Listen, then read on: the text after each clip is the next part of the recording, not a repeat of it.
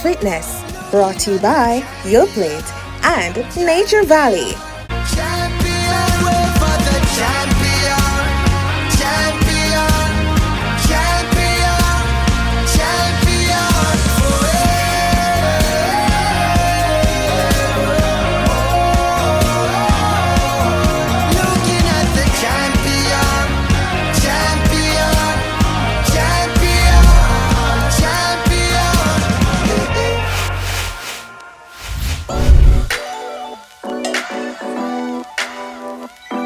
Good morning and welcome to another episode of Sunrise Fitness with the WellFit Club. I'm Camila McDonald, your personal trainer and lifestyle change coach, and today's workout is full body blast, a full body circuit with 8 exercises that we'll perform for 30 seconds each for a total of 3 sets. You will need your mat, 1 to 2 pairs of dumbbells, and lots of energy. So go gather your equipment and let's jump right in after the break. See you soon.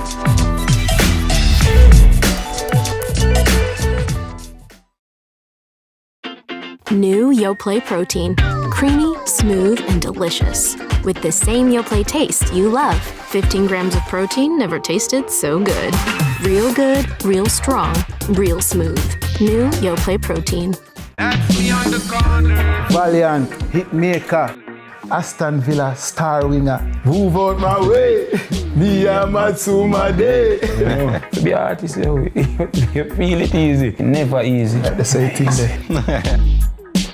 No, like your friend them don't play the ball. Friend of my baller. So you don't play some ball with them? I have 2 left foot then, sir. When we are going to see you back in the national colours, Leon? It's a question I'm more answer to.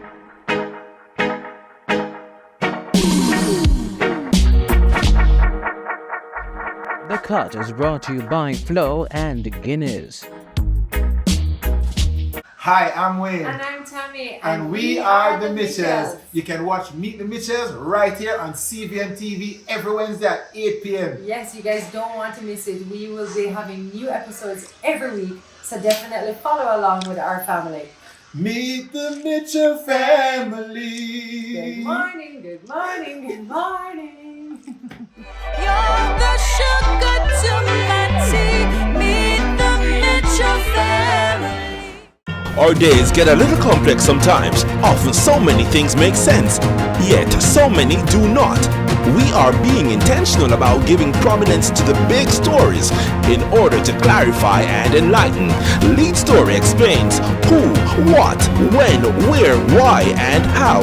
Lead Story with George Davis, weekdays at 6:30 p.m. on CVMTV.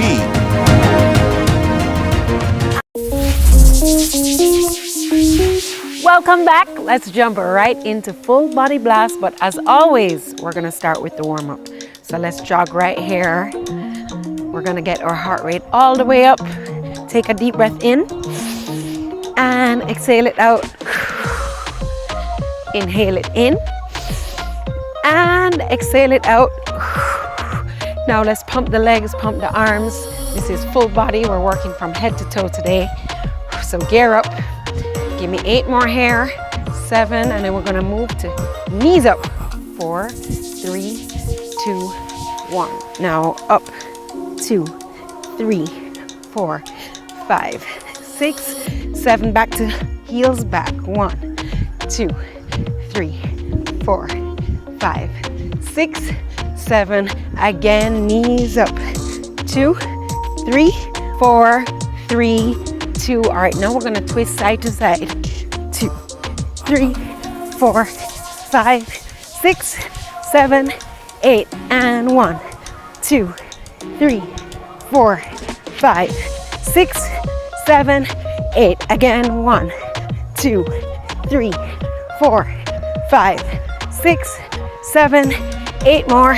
8, 7, 6, 5, 4, 3, 2, and 1. Now we're gonna step forward all the way back. Heel up, down. Staying on the right, left back, up and down. Let's go. 4 more and 3 more, 2 more and 1. Let's switch. Let's go up, back. Left heel up, right back, up back, up. 4 more. Let's go. 4 and 3 and 2. Last one. Okay, now we're gonna start right here, jogging all the way up and back. Let's go. Jog up and backwards. Let's go up and back. Last one, up and back. Let's go. Scoops. Down. 2, 3, 4. Switch. Down. 2, 3, 4. Switch. Down. 2, 3, 4. Last 1, 2. We're just gonna march on the spot right here. 1, 2, 3, 4, 5, 6, 7, 8. Last set. And breathe in and exhale. And let's go. Full body blast. All right, so we're literally going to start jumping into this workout, but I'm gonna give you the low impact first, all right? So if you're not jumping, you're gonna step all the way forward, step back, and crawl your way up. Again, let's start there, everyone. Down and back, crawl up. If you're jumping with me, hop forward, hop back, walk up. Let's go. Hop forward, back, walk up. Let's go. Land softly, walk up. Give me one more and walk up. Okay, now we're gonna go elbow to knee with our crisscross legs right here. Elbow to knee, crisscross. Knee to elbow, crisscross. Let's go. 30 straight seconds. Give me nice speed, power. Let's go. 1 and 1. Let's go. 1. Give me that full cross. Big twist. 1. Good. 1. 1. 1. Almost there. Last 2. Very good. All right, now we're gonna pick up our dumbbells. We're gonna go into a bear hold. Let me show you this one. All right. So up on your toes, in a flat back, you're gonna roll the left, extend to triceps, come back, roll the next arm. In, extend, keep going. In, extend, very good. In, extend, almost there. Pull into row, extend to triceps, and down. Excellent. All right, put the dumbbells one side, and we're gonna go into squat twist. Twist, squat, twist, squat, twist. Good job. Twist, twist. Land nice and softly on those heels, on the knees. Good. Woo. Nice. Almost there. Good job. Few more seconds here. Stay with me. Last one. Awesome. All right, pick those weights back up. I'm gonna stack them on the shoulder. We're gonna go for some speed squats. Ready? And go. Down, up. Down, up. That's it. Woo. Are you there with us? Let us know. Down and up. Very good. Down and up. Nice. Good job, guys. 4, 3, 2, and 1. All right, now we're gonna walk or hop back, okay? With our weights, hop or walk back. Come back up to a sumo squat and raise up. Right here, hop back or walk. Up, raise up. Back, up, raise up. Let's go. Back, up, raise up. Good. Back, up, raise up. Last one. Back, up, raise up. All right. So now we're on our mats. gonna hold one of the dumbbells right here. We're gonna go into a single leg raise up, 20 each side, down and up, up, up, that's it, up, raise all the way up. Get ready to switch and switch. Let's go. Up and down, up and down, up and down, up and down, up and down, up. A few more seconds. 3, 2, squeeze out one last one. Excellent. Okay, that was the end of round 1. We have 2 more times to repeat that. Take a sip of water if you need it. Take a deep breath in through your nose, exhale it out. And we're gonna go back 1 more time through that. All right, so take 1 more breath in through the nose. Take a tiny sip of water if you need it. We're gonna gear up for the second one. All right, guys, I know this circuit is a challenging one. We're ending the week strong. Remember, there's no change without a challenge. All right, so push yourselves through this. We're gonna start again with those jumps or the walks if you need to walk, okay? Just walk nice and deep, step out far, okay? Stay strong. We're gonna go again. 30 seconds each exercise. Are you ready? Let's go. Hop forward, back, walk it up. Let's go. Hop forward, back, walk it up. Excellent. Hop forward, back, walk it up. Excellent, guys. Keep going. Back, up. A few more seconds here. Let's squeeze out the last one. Ready? Hop forward, back, and up. All right, twisting elbows to knees. Ready? Go. Crisscross, crisscross, crisscross. Let's go. Looking good. Keep going. Push it. A few more seconds here. Push. Crisscross. Good job, guys. 3, 2, and 1. All right, bear hold with our dumbbell rows and tricep kickbacks. Are we ready? Let's go. 1, 2, 3. 1, 2, 3.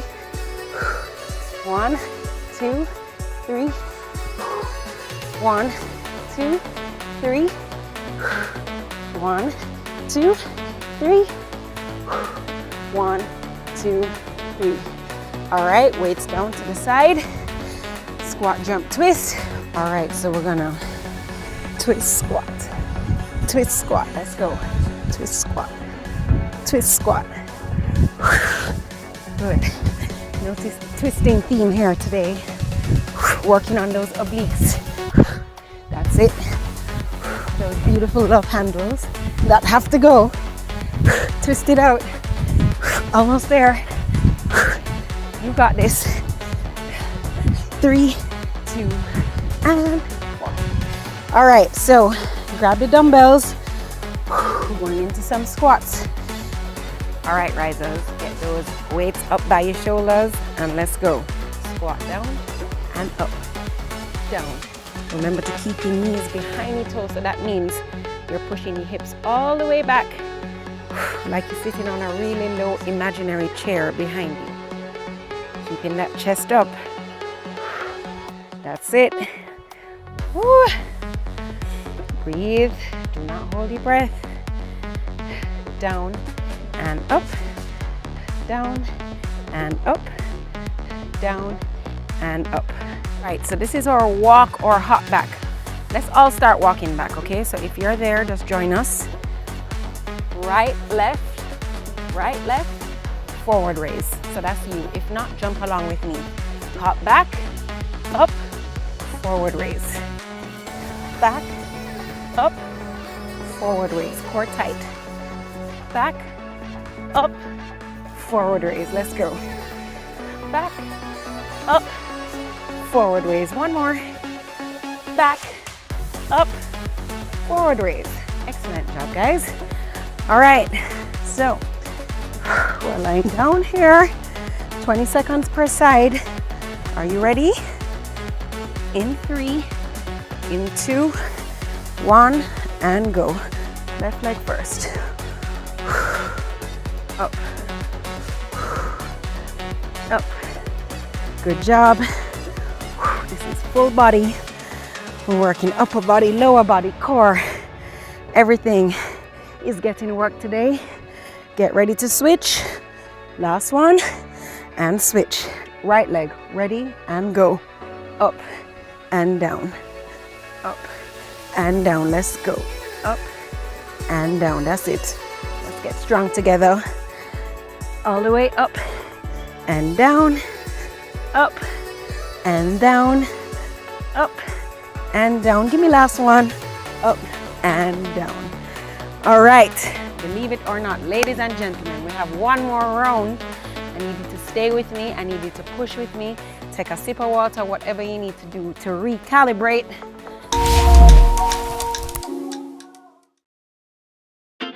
New Yoplait protein.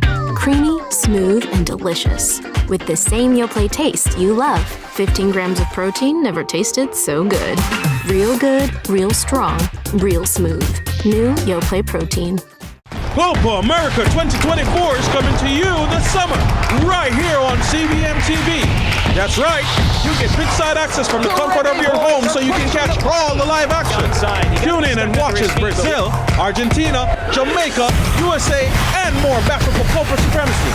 Tournament kicks off on June 20 and runs through to July 14. Cheer on the boys and see the goals and drama of Copa America happen live on CVMTV.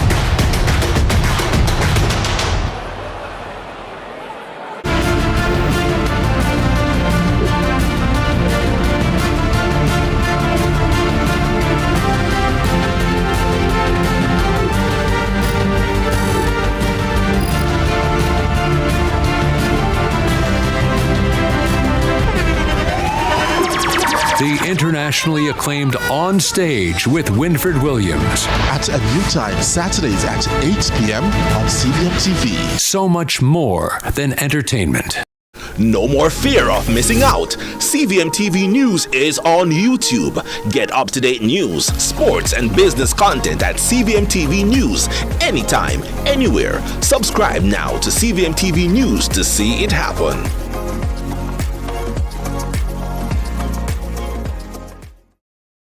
One more time. All right, deep breath in. Exhale. Deep breath in. Exhale. And at count of 3, we're gonna jump right back in. Ready? Count with me. 1, 2, 3. Let's go. Hop forward. Back. Walk it out. Round 3, y'all. Let's go. Down. Back. Up. Hop forward, back, and up. Remember, you can walk it out if you need to, okay? Just walk right and left. Looking good. Good. Almost there. Back up. Last one. Good. All right, we're gonna go into crisscross twist. Ready? Opposite elbow to opposite knee. Go. Twist, twist, crisscross. That's it. Looking good, guys. We're almost there. Last set, best set. Let's do this. Good.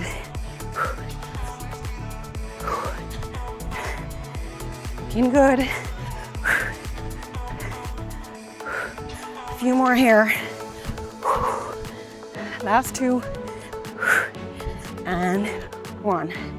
All right, bear hold with our rows, tricep kickbacks, full body blast. Ready? And let's go.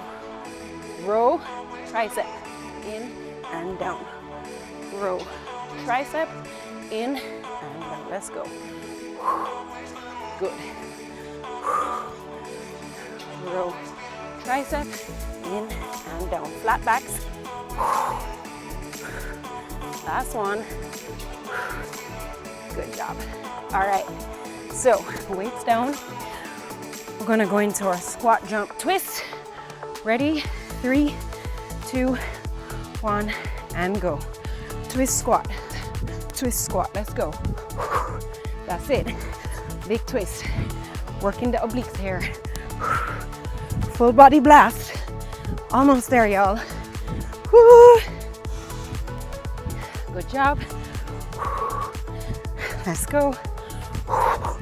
Moving into our squats next. Let's do this. Few more. Last one. All right, grab those weights. Grab your dumbbells. Up by the shoulders.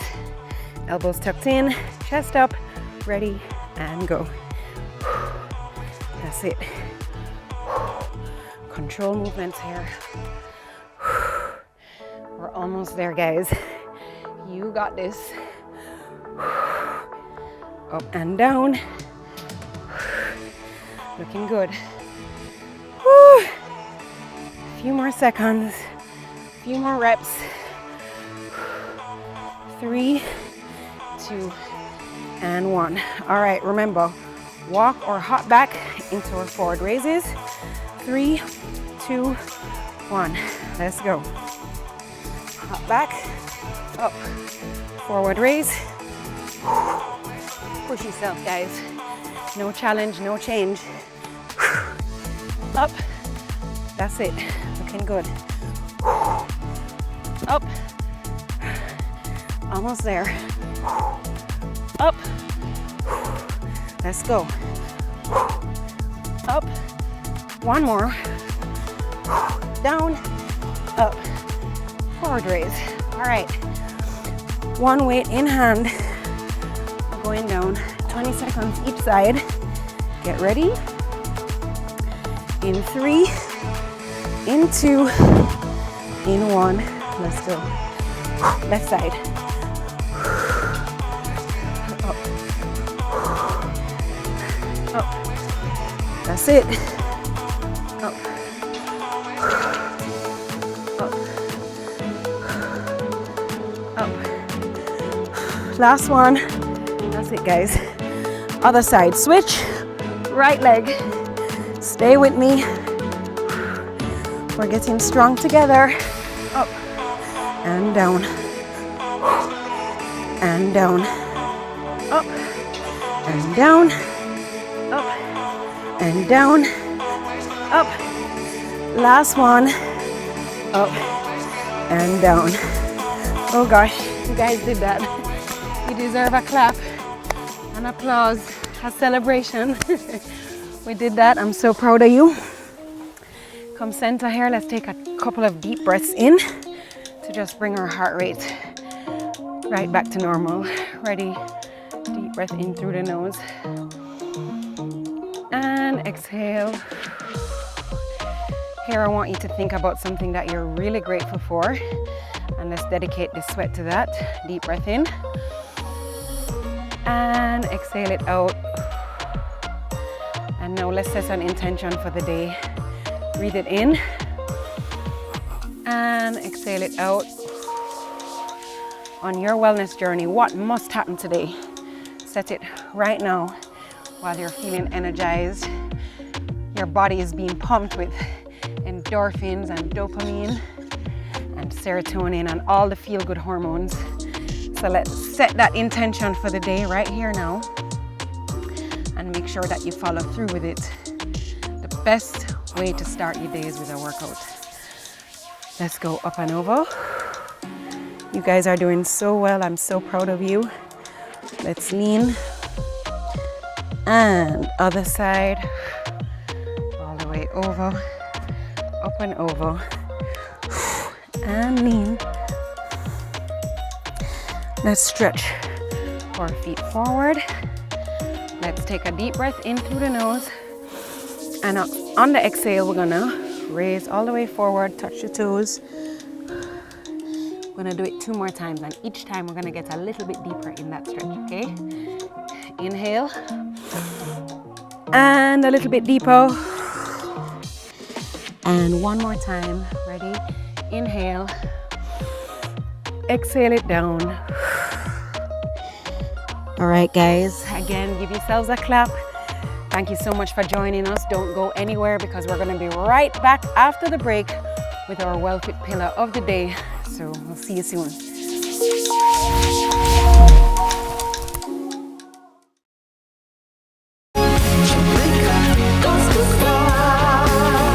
Gospel Star 2023 Rewind, Sundays at 8 p.m. right here on CVMTV.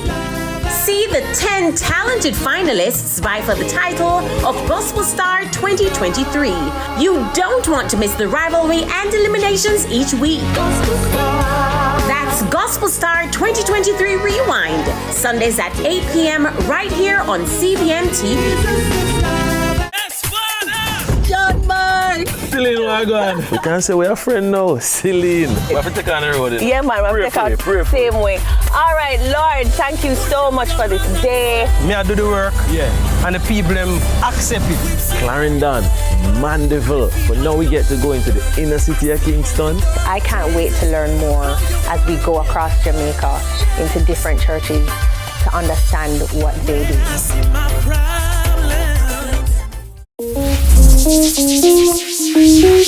Welcome back, beautiful people. You are tuned in to Sunrise Fitness with the WellFit Club, and I am Camila McDonald, your personal trainer and your lifestyle change coach. And we're going to jump right into our WellFit tip of the day, coming from our Feel Well pillar. So today we're tackling something that can truly transform your life, and that's decluttering. You might be wondering what tidying up and organizing has to do with fitness, but trust me, the connection is truly profound. Imagine always waking up to a clutter-free room where everything is in its place. When your environment is organized, it quite literally nurtures your mental well-being, and it allows your mind to just relax and find clarity. Decluttering is like a mental reset because it reduces stress and anxiety, and it gives your brain the space it needs to focus on what truly matters. You'd be amazed at how much lighter and energized you feel. But where to start? Begin with small steps. Clear out that messy drawer or organize your desk. Choose one space or area each day and tackle the other one the next. It's not about perfection, it's about progress. As you declutter, you're going to notice a positive shift in your mindset, and you'll feel more in control of your life and much more motivated to pursue your goals. And this does not only refer to material possessions, it's important to declutter your mind too. Let go of negative thoughts and self-doubt. Make room for self-love and gratitude. Your mental space is just as important as your physical space. At Sunrise Fitness, we believe in a holistic approach to health, and creating a clean and organized environment is an essential part of nurturing your well-being. So let's embrace the importance of decluttering and creating a space that supports our mental and physical fitness. It's a journey of growth and self-discovery, and we're in this together. Thank you for joining us today. I'm Camila McDonald, urging you to stay well, stay fit, and seize the day. See you for another workout and wellness session soon.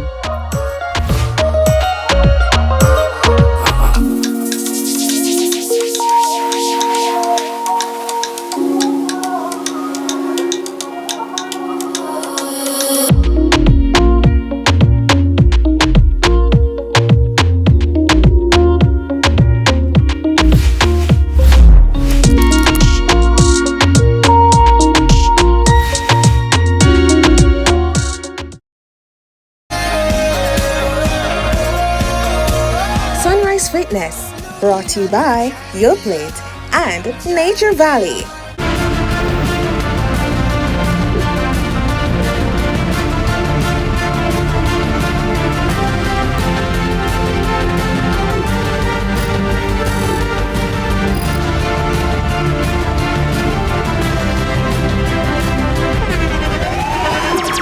The internationally acclaimed On Stage with Winfred Williams. At a new time, Saturdays at 8 p.m. on CVMTV. So much more than entertainment.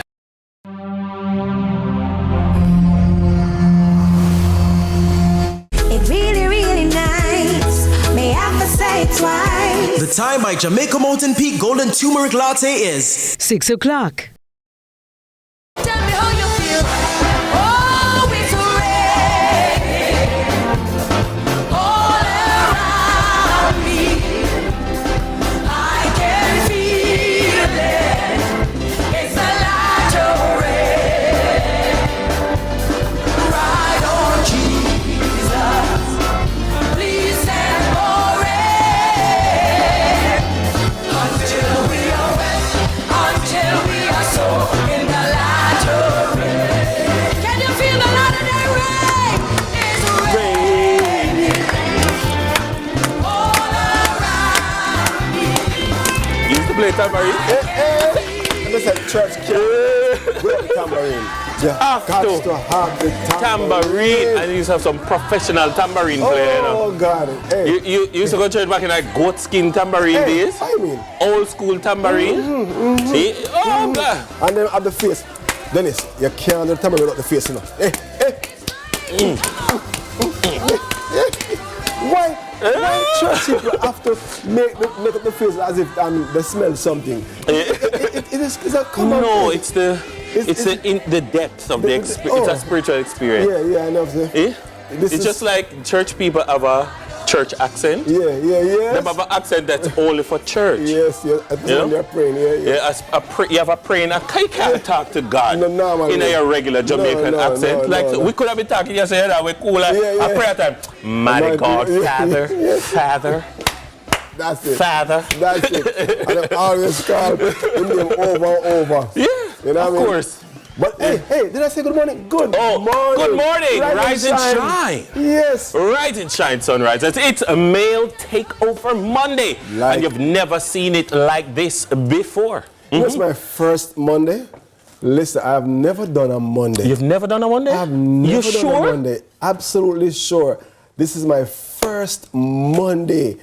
I think I did a pre-recording once with Yendi, and it was Easter Monday, but I didn't have to come here. On the Monday? It was different. Oh, but this Monday, I'm on the road, and people are already on the road. I'm saying, what is happening?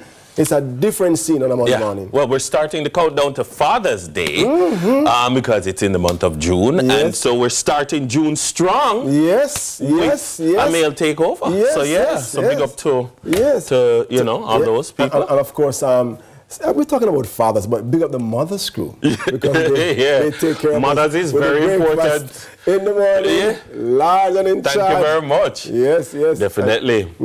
So if you want that good breakfast, the callaloo and the rundown and the green banana and the ackee and saltfish. Listen, you're talking about mother's breakfast. And them yam always nice and dry. Them yellow yam? Yes. Always. I don't know, mothers, I don't know where in Jamaica you source your yam. Yes. But it not miss yet. No. It not miss yet. Sure. Yeah, so if you're a yam person, you like mother's breakfast. Yes. Speaking of food, what you eat for dinner last night? You're a Sunday, Monday person? Yes, but yesterday when I left church, myself, my daughter, they said, all right, we'll eat some fish now. I'm going to say, all right, you don't have to say it twice. Yeah. Because they know me. Yeah. You know what I mean? So we went and we had some steamed fish. I'm talking about snapper. Let me just say snapper. Yeah, not some bami and some the typical Jamaican thing. It was nice. Yeah, nice. I had brown stew fish. Hey. Snapper. Hey. Hey, I never planned it. No, I had the brown stew fish. Yeah. And I had rice and peas, like a steamed vegetable, like a potato salad. You know, there's something about Sunday dinner. Sunday dinner is different from it's any other dinner. As it should be. Yes. As it should be. Special. Yeah, man. It's like it make with a little more in love. Yeah. I remember growing up, Sunday dinner used to start from Saturday night, you know. You have to season the chicken. You have to season up the chicken, you have to put the peas for soak. Yes. You have little garlic in there. Yeah. And so by Sunday morning you get up early and you start prepare it and then you leave it almost done, go to church, come back and you just finish it off. But we used to grate a coconut. Oh God. One don't know anything about you that. see, yes, sir? See, you knuckle them. Yeah. So why my knuckle them car? Yeah. And we used to last month go, sir. True. And you take out little lettuce, you put little sugar with it. No, you don't throw away the trash. No. Jamaicans, we don't throw away the trash when we grate coconut. Yes. You understand? Matter of fact, we don't say grate the coconut, we say grater the coconut. Yes. Yeah. Absolutely. Yeah, man. Food is tied to so much culture, and well, of course, food is a part of culture, but food is tied to so many happy memories. That's why you can have comfort food and them something because it reminds you of maybe a happier time or something like that. Beautiful. Love it. I always remember my mother. You think of it? I call it Johnny cake. That's fried dumplings. Fried dumplings, yes. But my mother call it Johnny cake. Yeah. Nice. And put a little butter in it. You know, she's not here, but I always remember that. So you're right. Food give you these associations. It ties into some good memories. Trust me. Yeah, I hope you are having a great meal to start you off on this wonderful day. Your word of the day today is expiate. E-X-P-I-A-T-E. Expiate. What does that mean? It means to make amends or reparation for guilt or wrongdoing. Expiate. So if I am home late and I promise I'll be home early, and you didn't, home I make amends. You make amends, yes. So how would I use it in a sentence? So like for instance, if we were in church, the pastor might say their sins must be expiated by sacrifice. Yes. You must go before God and repent. Why when I have to repent, I have to take on a different... So expiate means to make amends. Make amends. Absolutely, that's wonderful. Yeah, but you notice to make amends for wrongdoing. So if it is that you don't accept say you're wrong, or if it is you don't feel like you're wrong, then there can be no expiation because you have to acknowledge that you're wrong. Wrong first, and then to say I need to now expiate. And that's why today's Monday Motivational Monday quote is so important, because sometimes when you're in a dark place and you think you've been buried, you've actually been planted. You just reframe and reshape how you see yourself, right? And if you think I like that because burial can be something that you do for something that is dead. But burial really can be something that you do to give life. To give life, because the seed has to die before it gives life. Exactly. And of course the tree grows in two ways. It grows down deep for the roots. You know what I mean? And that happens before you see the fruits. The vine, the tree. Yes. Hallelujah. I feel like preaching this morning. Oh, come on. Yes. Come on. Yes. And that's Christine Kane, activist and author. That's her quote that we shared with you this morning. Yeah. And of course, Health Minister hit.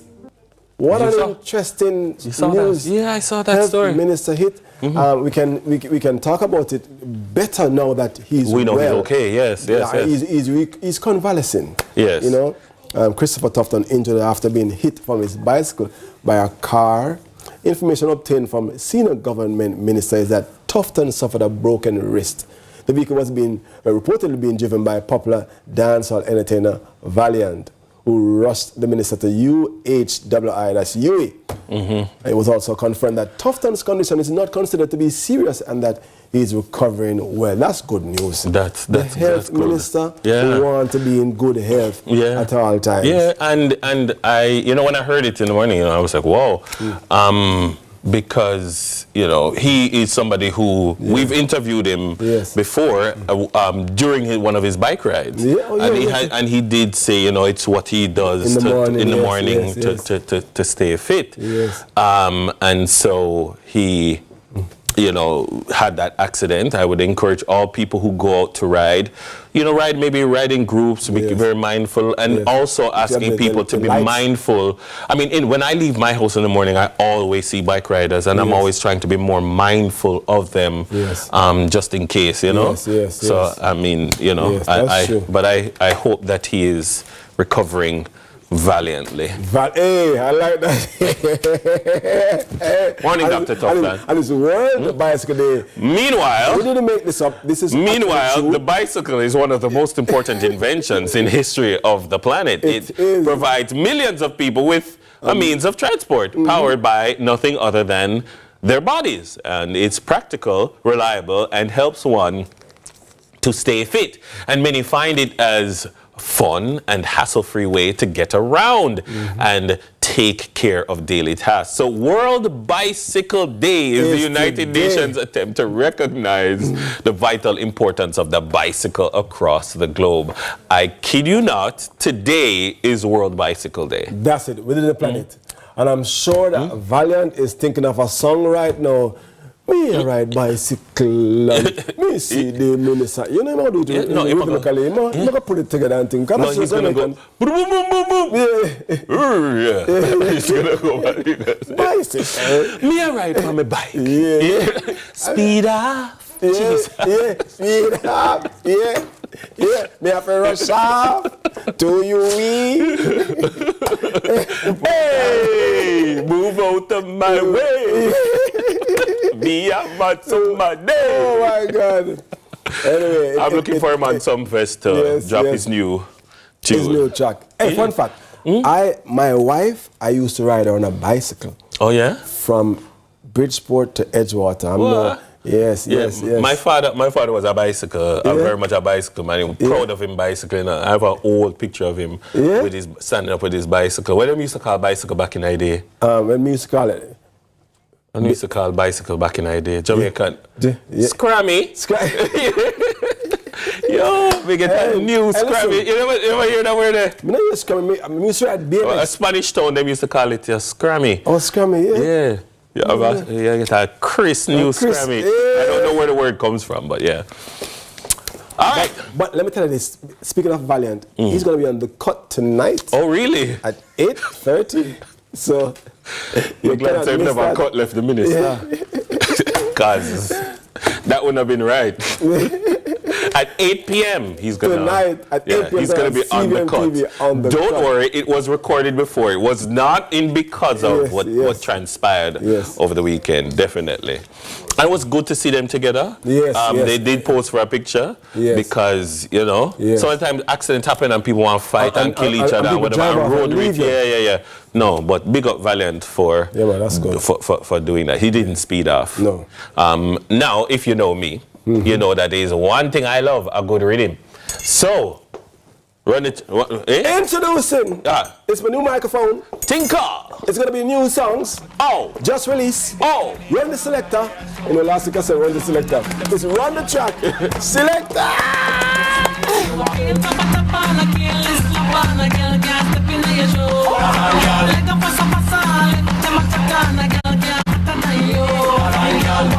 One by one, drop them 2 by 2, drop them 3 by 3. You know, say you're fitter than she. You can meet me at the party. You can bring your shorty. We'll be rolling in the party. Party's going all night long. Meet me at the party. You can bring your shorty. We'll be rolling in the party. Party's going all night long. Rolling in the drop top, cruising in the Benz. Bring me on the laptop, lock it to your friends. Baby, when the fun stop, I take it to the end. Bedroom excitement. English, we live like country. Me and my crew got the whole city locked. Impress the girl them with the style what we got. You know like no fussy, make me see light a flash. Elephant message, send this out there. Me and my crew got the whole city locked. Impress the girl them with the style what we got. You know like no fussy, make me see light a flash. Elephant message, send this out there. Tiffany, want me carry, I go club Epiphany. And them a go see me, a man want this of me. Say him a go thump and fist of me. Show me have him girlfriend a kiss of me. Them can't get rid of me. Born as a sufferer, grew up as a sufferer, struggle as a sufferer, make it as a sufferer, fight as a sufferer, survive as a sufferer. You tell me they get away, the most of them a sufferer. After my police take with them right, so them a sufferer. Me no see no one of them think it all the sufferer. Feel it as a sufferer, the pressure in the sufferer. Me a tell you, me a prime minister for the sufferer. sufferer. Who know in a parliament is something to the sufferer. Who know it's a government provide for all the sufferer. Food for the sufferer, shelter for the sufferer. Build some better schools and training center for the sufferer. Valiant, hitmaker, Aston Villa star winger. Move out my way, me and Matsuma day. To be an artist, you feel it easy. Never easy. The same thing there. No like friend them don't play the ball. Friend of my baller. So you don't play some ball with them? I have 2 left foot then, sir. When we are going to see you back in the national colours, Leon? It's a question I'm more answer to.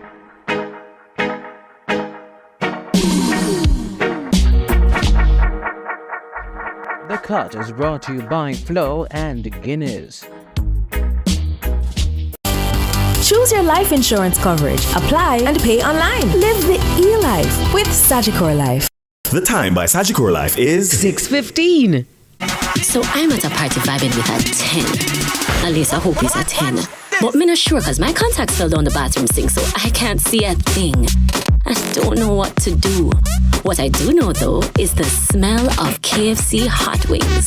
Delicious, irresistible wings I can enjoy with my eyes closed. KFC hot wings, a wing for the win. Maybe it's time to explore your options. There's no harm in reviewing your mortgage arrangement and considering a better deal. CIBC Caribbean can help you narrow your search and decide. Switch your mortgage to CIBC Caribbean and enjoy a special interest rate and help towards your switching cost. Visit CIBCFCIB.com/inspired home for more information. Conditions apply.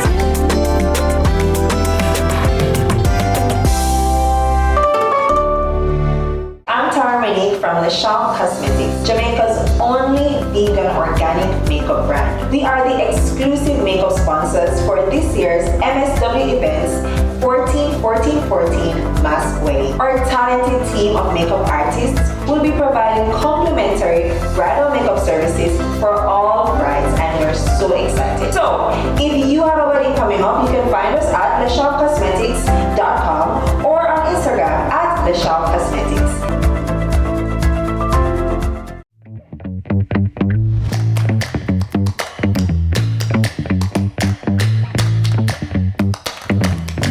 Minutes after 6 o'clock on this Monday morning. It is 25 degrees Celsius already here in Kingston. Welcome back to Sunrises. When you hear that beat, you know what time it is. It's time for the girl Teeks with the cheeks. Good morning, Teeks.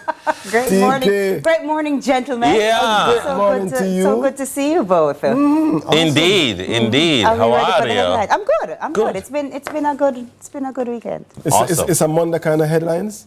I have a little of this, a little of that. You ready? Yes. Let's do it. Let's do it. Finance Minister details compensation review progress. Okay. So, in a significant development for public sector employees, Minister of Finance and the Public Service, Dr. Nigel Clark, has announced the next phase of the comprehensive review of compensation for those in public service. The review follows phase 1, which focused on the salary scale. And during this phase, the government committed to a substantial increase in public sector compensation totaling $200 billion between the 2021 to 22 and the 2024 to 25 fiscal years. Dr. Clark made the disclosure while addressing the Jamaica Civil Service Association's 105th annual general meeting. So just an update there on that. Yes, I like the update because salaries are going up. So that is good news for the public sector employees, and the next phase suggests that there's progress, that there's more to come. I mean, well, we've been for a long time in terms of covering this issue. Talking about the need for a review of compensation, the structure, how public sector workers are compensated for their work, how not only what they are paid, but how they're held accountable, all of the 1,000,001 different exemptions and things. So in terms of bringing it together, because a lot of people were like, we're never going to do it. Some people used to say, we're never going to achieve it. We're never going to get there. And so to see it happen in the phases that it's up. So the first phase happened, and it was a difficult first phase. A lot of people were upset and felt that, they could have gotten more of this or so forth and so on. So those negotiations had to happen. And so now moving into the second phase, I am interested to see how we navigate that. I would hope that we have good communication between the Ministry of Finance and the various negotiating groups, bargaining groups, etc., so that we can navigate smoothly the second phase. Yeah, you know? Yeah, definitely. And of course, we will definitely keep everyone updated and posted on the progress of that. Yes, all right. yes, all right. Next up, I don't know if did you gentlemen hear about this one? The attempted arson at Jamaica's Parliament building. So, police are investigating an attempted arson at Gordon House, the seat of Jamaica's Parliament in downtown Kingston. The incident occurred on Saturday night. A representative from the Jamaica Constabulary Force's Corporate Communications Network confirmed that the incident took place at approximately 10:01 p.m. According to reports, 2 security officers on duty at the time detected a suspicious odor. Upon investigation, they discovered a minor burn on the front door of the building and a burnt plastic bottle nearby. Fortunately, there were no injuries. Meanwhile, the police have launched an investigation with CCTV footage revealing a lone individual approaching the building and throwing the bottle, igniting it before fleeing north along Duke Street. So despite the fire being extinguished naturally, it caused approximately $80,000 worth of damage. In response, the police commissioner, Dr. Kevin Blake, has directed a comprehensive review and assessment of security arrangements for various scheduled premises. And the JCF is urging anyone with information to come forward to ensure the safety and security of national institutions. Yeah. Well, I think the important thing to establish, so I mean, you may have like, and this is just standard. So was this an attack with larger intent? Was this just some random person? You don't want to look at the footage and establish, is this a man of unsound mind? Or looks like this is a person, I mean, you can't just look and tell, but is this a homeless person who, people love to say madman. Yes.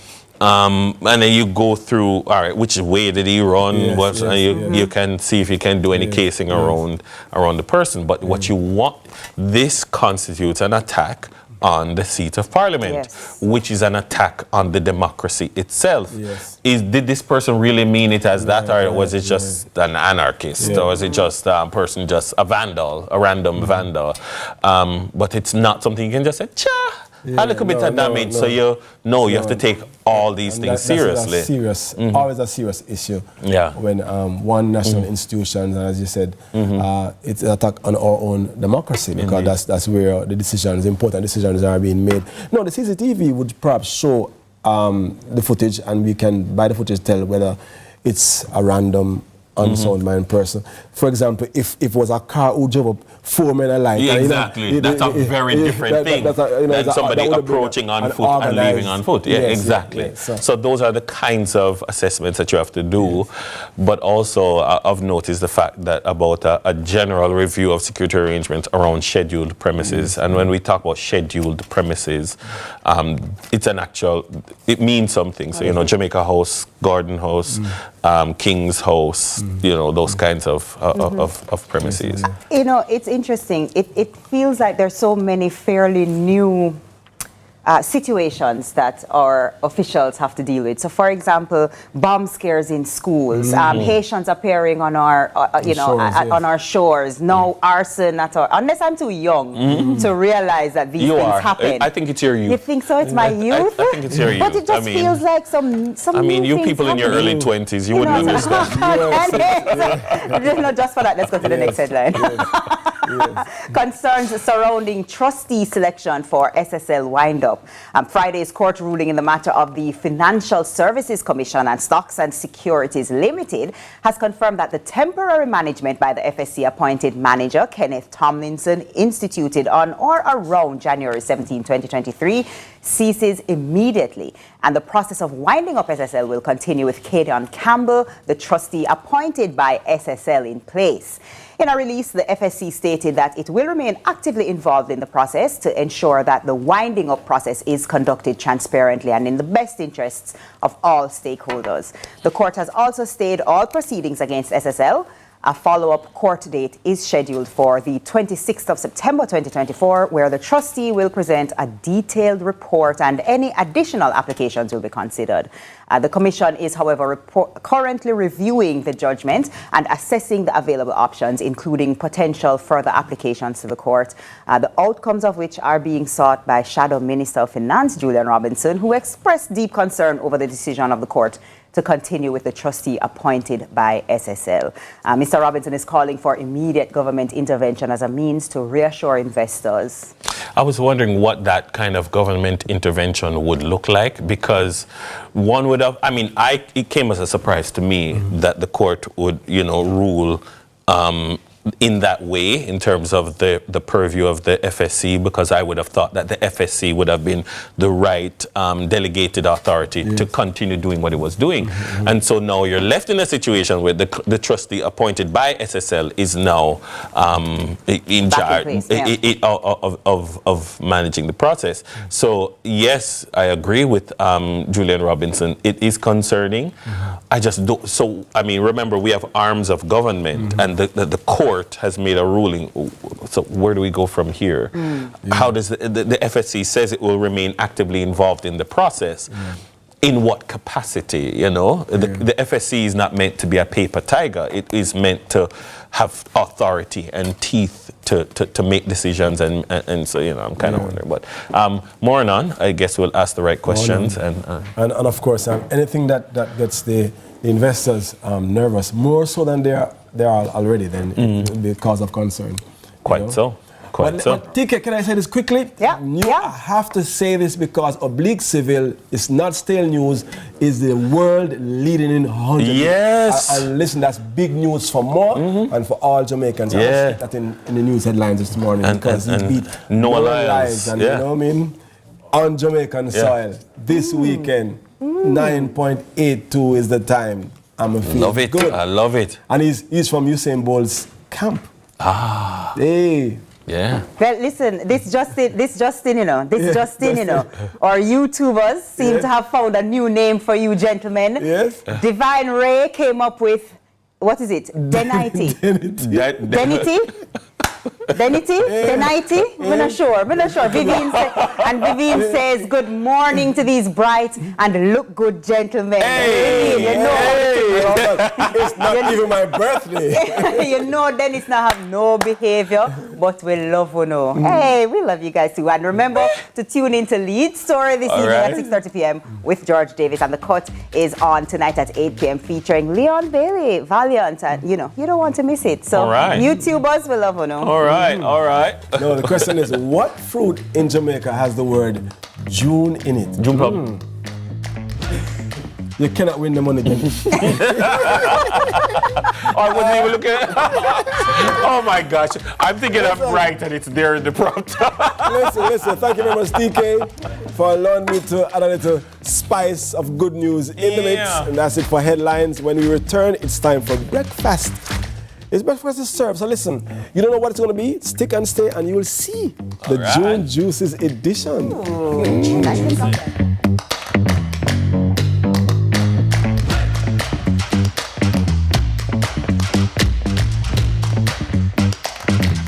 Gordon, host of Holy Road. Hey everybody, what's up? It's your boy John Mark Wigan, host on the show Holy Road. Listen, people need to know what's happening in the churches and in ministry in all of Jamaica. It's an absolute blessing. We're really excited to share this. Tune in to CVM. See it happen. Hi, I'm Wayne. And I'm Tami. And we are the Mitchells. You can watch Meet the Mitchells right here on CVMTV every Wednesday at 8 p.m. Yes, you guys don't want to miss it. We will be having new episodes every week, so definitely follow along with our family. Meet the Mitchell family. Good morning, good morning, good morning. You're the sugar to my tea. Meet the Mitchell family.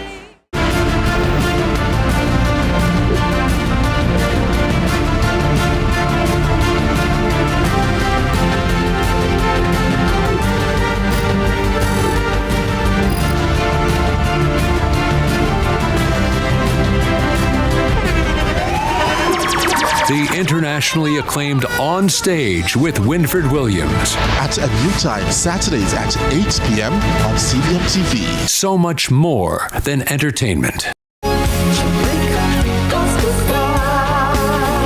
Gospel Star 2023 Rewind, Sundays at 8 p.m. right here on CVMTV. See the 10 talented finalists vie for the title of Gospel Star 2023. You don't want to miss the rivalry and eliminations each week. That's Gospel Star 2023 Rewind, Sundays at 8 p.m. right here on CVMTV. Look who we have in the cut. No, today episode I got nice. Legends, Senator, my longtime brethren, the great all-star, the king, and the man himself. Salute! You know, as man, we're not to go as specialists, and that's the pinnacle of the problem. We want some new era. Do what you love and you never work a day in your life. You lie! You work till you weak.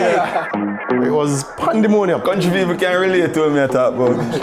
What you think about me no matter, you know. What matter to me is what me think about myself. Man United, you know. I don't care what man want to say. You know, man. Yeah, man. You know, man. You finished? Yes, we finished.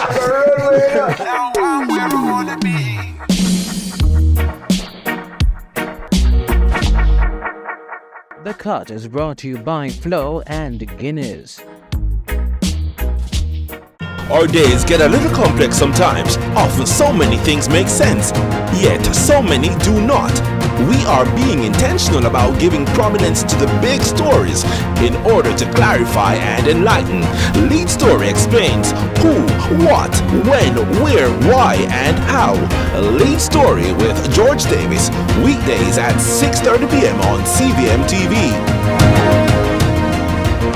Hi, I'm Wayne. And I'm Tami. And we are the Mitchells. You can watch Meet the Mitchells right here on CVMTV every Wednesday at 8 p.m. Yes, you guys don't want to miss it. We will be having new episodes every week, so definitely follow along with our family.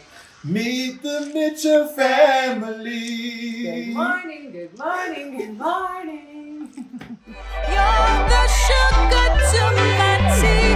Meet the Mitchell family.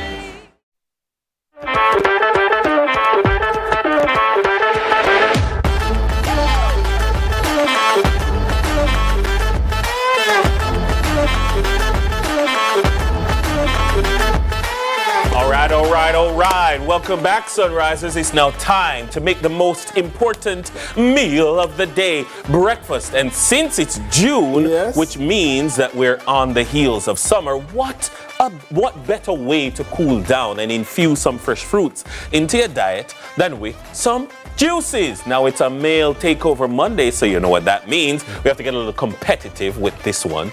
We're each going to do our own juice and ask the lovely T to the K to decide which of our juices will be named Sunrise Juice of the Month. Good morning, TK. She's standing by in the wings. Well, Dennis, I see two blenders over there. So, we have a baby bullet and we have an Oster. All right, Dennis, the deeper voice. The deeper voice get the bigger blender. No, because you have to understand, my friend. This is now the deeper voice. This is the deeper voice. All right, we can go even lower. I don't think.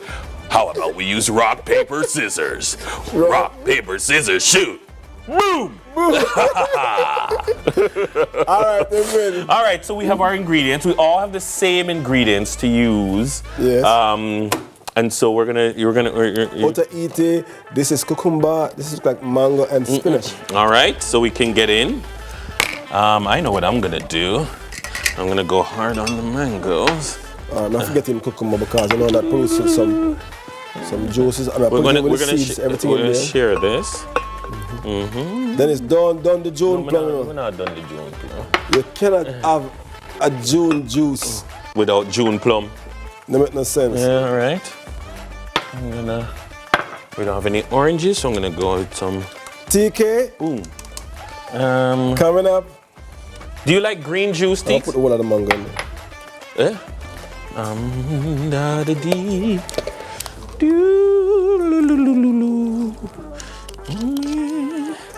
up and put one. Lead it on. And here we go.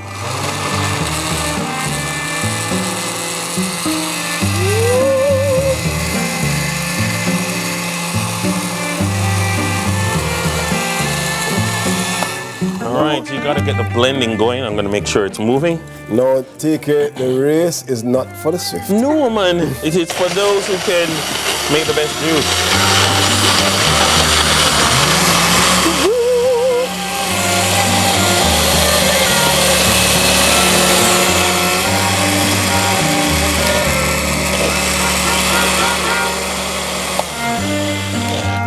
Now, people, I know you can't see her, but every time TK looks over here, she's looking at more.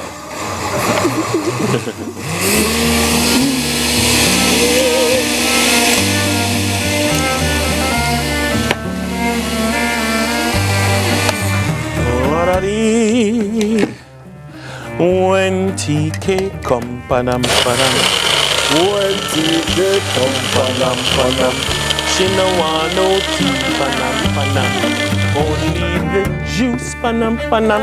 You see, what Dennis did not take into consideration that the healthier juices are always green. That's why we call them green juices. Look at mine. And what IT didn't take into consideration is that when you're trying to win, you have to play to what the person wants. When TK come, panam, panam, she no want no tea, panam, panam. Only the juice, panam, panam. With it, up, panam, panam. Hey. Okay. All right, so let me see. Juice number 1.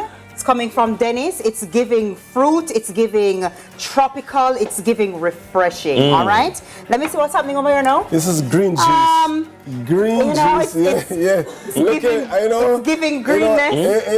It's giving healthy. The key that you said, almond. It's giving Anyway, let's go. Let's taste it. All right. Hold on. So this one is called the TKO. So it's there. Yeah. Miller just lobbed a message Jones is Wait. Let me not yet. Hold on a second, TK, before you taste mine.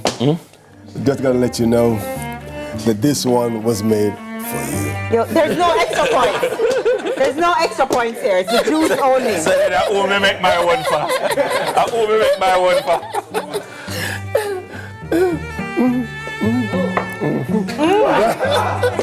Wow.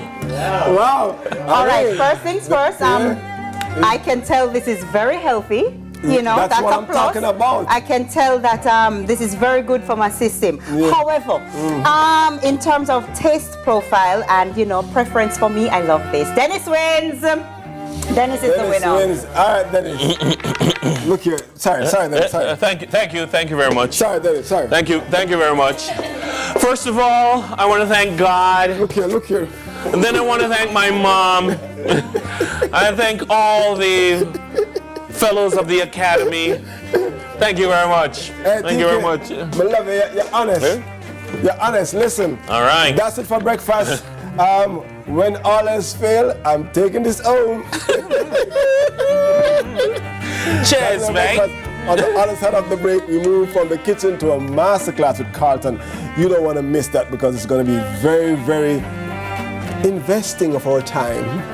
Bring some green juice for Carlton. Green juice for Carlton, everyone. This healthy.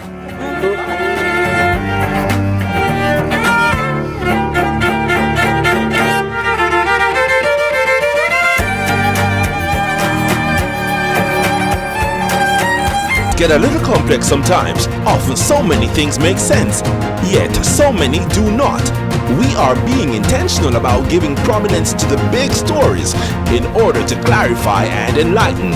Lead Story explains who, what, when, where, why, and how. Lead Story with George Davis, weekdays at 6:30 p.m. on CVMTV.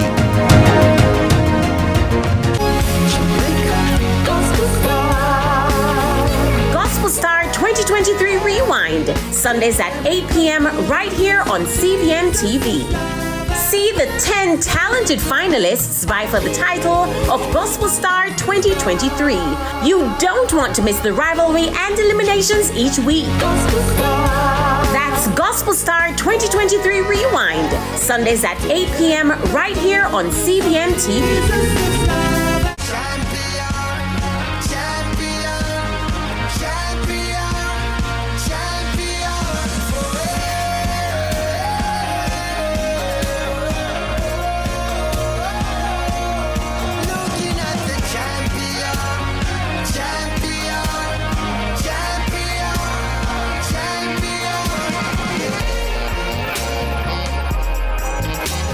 Sunrise Fitness, brought to you by Your Plate and Nature Valley. Should critical illness strike, don't let worry fill your head. Say hello to happiness and goodbye to worry with Guardian Life's new Ultimate Provider Plan. Secure your medical expenses in the event of critical illness ahead of time while benefiting from our investment portfolio and so much more. Give yourself and your family the peace of mind you deserve with Guardian Life's new Ultimate Provider Plan today. And live secure, live easy.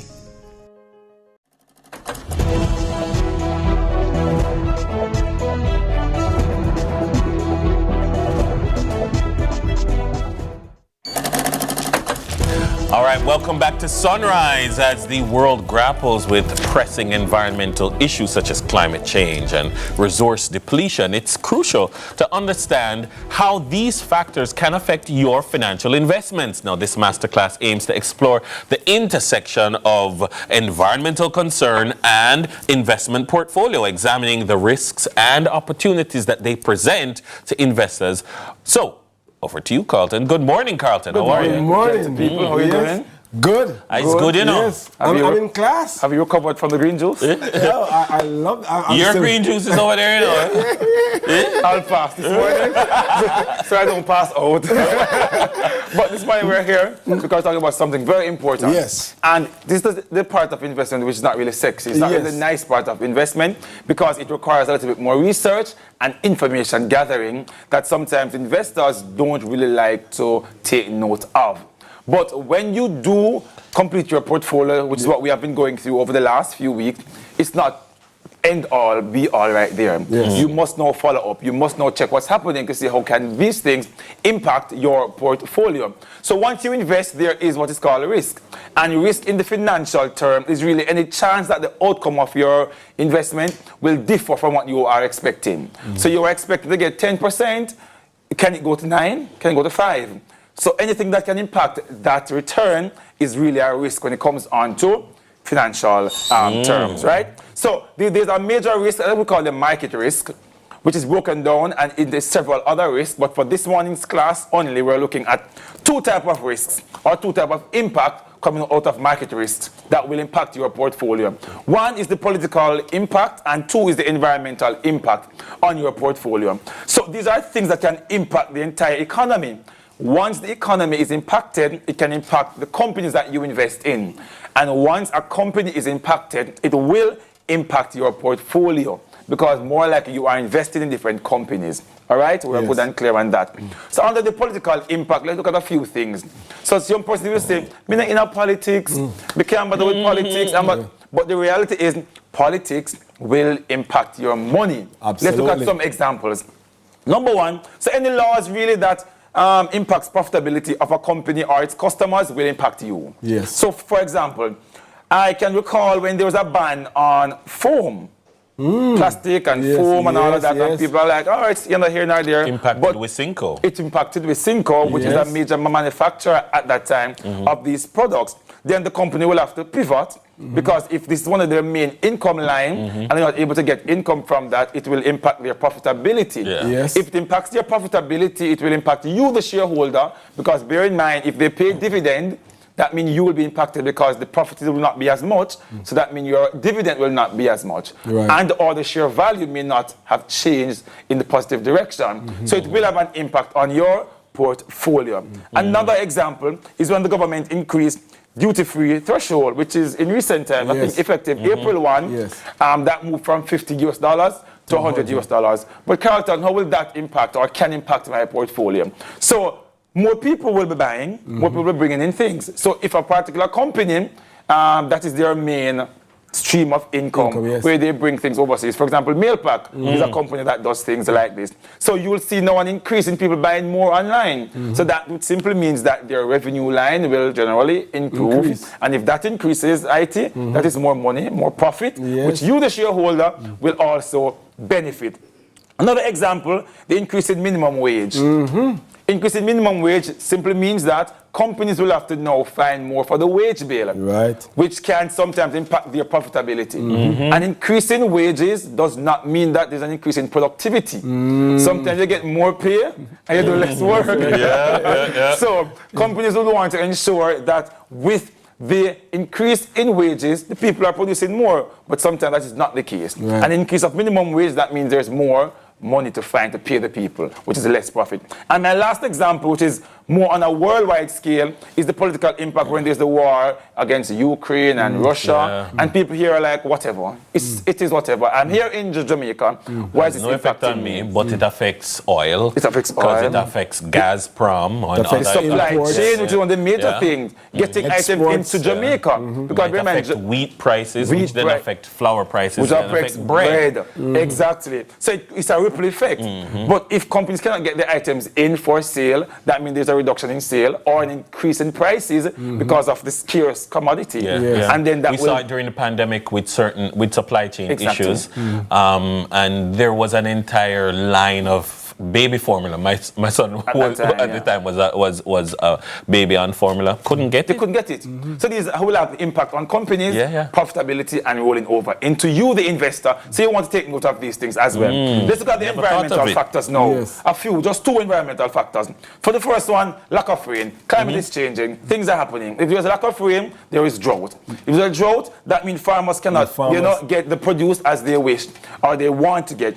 That will have an impact on that. Food supply will then be a challenge because things that you are now able to get when you have abundance of rainfall, you can't get it anymore. You're not able to export as much as you would want to. That means you're not earning as much. Also, the increase in food prices. I don't know how you are coping, but food is expensive. We not cope. But the reality is, we need to buy food nonetheless. Listen, I'm sure when you just ask, I don't know how you're coping, the answers are being typed on YouTube right now. We're not coping. I'm not coping. I don't know if you're coping. So that would mean more money to shell out to buy food. But we still have to buy food. So companies like, for example, Grace Kennedy, who provides food and stuff, they're still making profits. They're increasing every year. So that means that's a positive impact. And the last one, this summer heat. Heat a kill way. You know how you manage. I'm not coping. But companies that do this type of work, that install ACs, repair ACs, they're doing very well now. So that would mean if you invest in companies like those, guess what? You generally may see a pickup in the next quarter or two because sales are now improving over the summer period. So these are a few things that have been impacting and will continue to impact our investment portfolios, and you want to ensure that as an investor, you are taking note of these things. Well, Carlton, you did mention the summer heat, and so we're going to help cool you down with a nice glass of green juice. I thought you said you want to cool me down, not kill me now. Let me tell you something. That juice is the healthiest. No, you see when you put the spinach in there, trust me. We'll be right back. Chuck up your back. Natural sugar. He said, this juice is made for a man. Yeah, man, drink it, man. It's a man juice. You feel the strength coursing through your veins. At this point in time, before we pass out. Oh, God. On the other side of the break, we'll delve into law without limit in Diaspora Link Up. So stick and stay. More on Sunrise is up next, so don't move a muscle. Drink up, man. Drink up, man. Now drink my green juice now. I'm not leaving.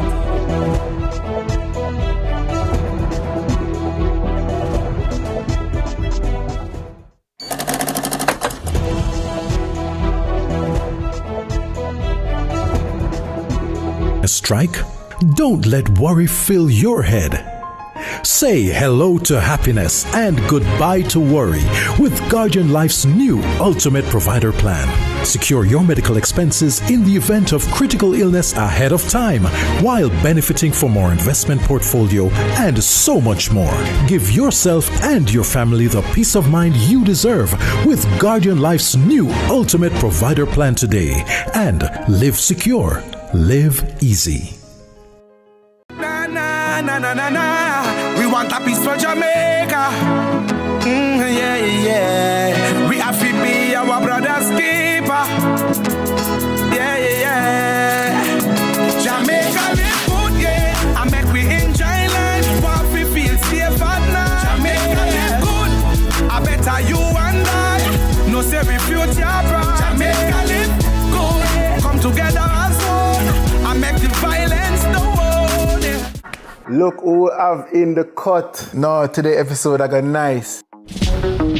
Legends, Senator, My long-time brethren, the great, all-star, the king, and the man himself. Salute! You know, as man, we're not too go as specialists. And that's the pinnacle of the problem. We want some new era. Do what you love and you never work a day in your life. Lie! You work till a week. It was pandemonium. Country people can relate to me I talk about. What you think about me no matter, you know. What matter to me is what me think about myself. Man United, I don't care what man want to say. You know, man. Yeah, man. You know, man. You finished? Yes, we finished.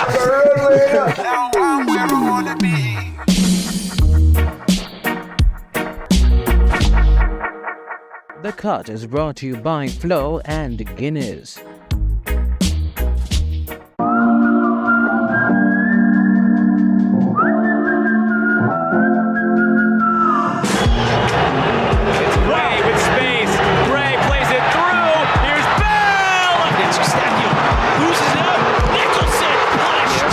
Chance here from outside! Raise ball into the middle, it's a free header, and it's a goal! Hi, I'm Wayne. And I'm Tami. And we are the Mitchells. You can watch Meet the Mitchells right here on CVMTV every Wednesday at 8 p.m. Yes, you guys don't want to miss it. We will be having new episodes every week, so definitely follow along with our family. Meet the Mitchell family. Good morning, good morning, good morning. You're the sugar to my tea. Meet the Mitchell family. Our days get a little complex sometimes. Often so many things make sense, yet so many do not. We are being intentional about giving prominence to the big stories in order to clarify and enlighten. Lead Story explains who, what, when, where, why, and how. Lead Story with George Davis, weekdays at 6:30 p.m. on CVMTV. I am the only dog. We fix our business fair, you know. More comfortable. More comfortable for what, Pastor? Jamaica's favorite drama, Your Guilty Pleasure. Royal Palm Estate is on CVM every Tuesday and Sunday at 9 p.m. Valiant, Hitmaker, Aston Villa, star winger. Move out my way. Me and Matsuma Day. To be artist, you feel it easy. Never easy. The same thing there. No like friend them don't play the ball. Friend of my baller. So you don't play some ball with them? I have 2 left foot then, sir. When we are going to see you back in the national colours, Leon? It's a question I'm going to answer to.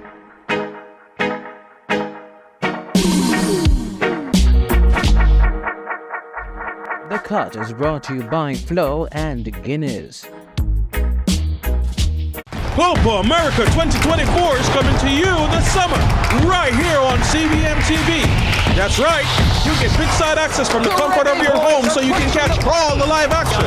Tune in and watch as Brazil, Argentina, Jamaica, USA, and more battle for Copa supremacy. Tournament kicks off on June 20 and runs through to July 14.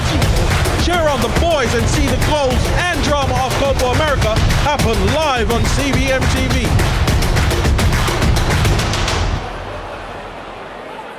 Jamaica's favorite drama, Your Guilty Pleasure. All that having a baby now is going to do for you is make you a prisoner of this apartment. Long run shot, kid. Royal Palm Estate is on CVM every Tuesday and Sunday at 9 p.m. Hi, I'm Wayne. And I'm Tami. And we are the Mitchells. You can watch Meet the Mitchells right here on CVMTV every Wednesday at 8 p.m. Yes, you guys don't want to miss it. We will be having new episodes every week, so definitely follow along with our family. Meet the Mitchell family. Good morning, good morning, good morning. You're the sugar to my tea. Meet the Mitchell family. Gospel Star 2023 Rewind, Sundays at 8 p.m. right here on CVMTV.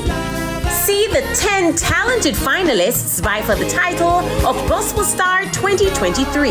You don't want to miss the rivalry and eliminations each week. That's Gospel Star 2023 Rewind, Sundays at 8 p.m. right here on CVMTV. Bollywood has never been this good.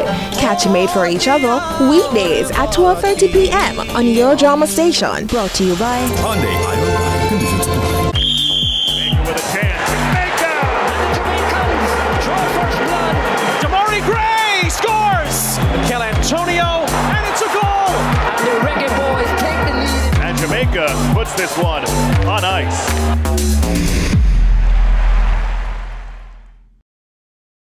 Jamaica's favorite drama, Your Guilty Pleasure. Listen to me, is it, Reverend Martin? I don't want you to gamble with my life or the lives of our children. Royal Palm Estate is on CVM every Tuesday and Sunday at 9 p.m.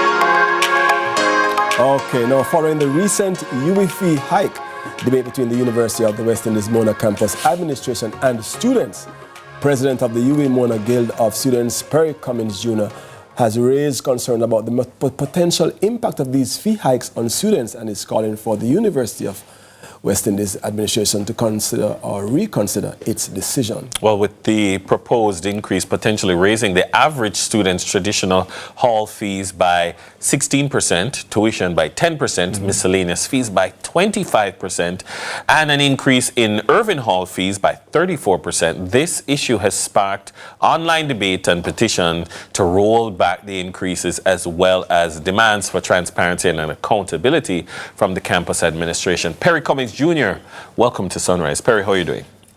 I am good for the most part. Thank you for having me. The son of Perry Cummins. I want to ask you real quickly. I mean, what kind of challenges is being faced by the students now? Are being faced by the students now that would be exacerbated by these increase in price in fees? Well, for the most part, with these increases, there's a financial issue that students will face. I often put context to the matter. The University of the West Indies is marketed to low-income earners, low-income households. We're in a developing region. We're in a third world country. So it's not as if we can assume that everybody will be able to afford, this type of tuition and fees at that rate. We have to take into consideration the income generating, households. So the financial issues is definitely what most students are worried about, how they're going to be able to afford tuition. That's the biggest issue right now. Perry, what I want clarity on is, based on the conversations that the Guild has been having with the administration, what is the cost, the increased fees attributed to? For instance, I can see where, all right, the cost of running the plant or the cost of delivering education to the students, okay, that has gone up, so we need to increase tuition by X. But a lot of the fees that we're seeing is the increase in the hall fees. What has changed about the provision of residence on campus? Why the hall fees have gone up by this much? What has been told to you? So interestingly, last year we would have experienced increases for hall fees, and there were certain demands made from the hall cohort as it relates to amenities, certain things being provided. to date, we've not seen some of those promises being fulfilled. So it puts us into a position, where we have to ask ourselves the question, what's the sense of increases if there is not a return on that investment? Right. So so but have far, they told you that our costs are rising because of? Yes, so they told us that, of course, and this was a famous line in the media recently from senior administration, somebody has to fund the deficit. Apparently, the university is experiencing deficits across the board. Poor financial decisions over the years at the University of the West Indies has put us in a situation like this one. So in order to fill the gaps, you have to raise something. And if we're going to reach to a particular level as a university, somebody has to feel it. So what is the percentage of the deficit that the students are being asked to fund? So that wasn't told to us in black and white. However, we're told that there is a gap, there's a loss that has been incurred over the years, and that continued loss is causing the university to be in a deficit. I was told that the halls of residence are running on deficits as well. But based on research, I recognize that the campus itself, the university as a whole, has been running on deficits. You know what? I really need to keep this conversation going. I want to ask a very important question, but let's take a quick break and go to the news, and we'll be back. So TK is on standby with the morning news, and we'll be back for this important discussion.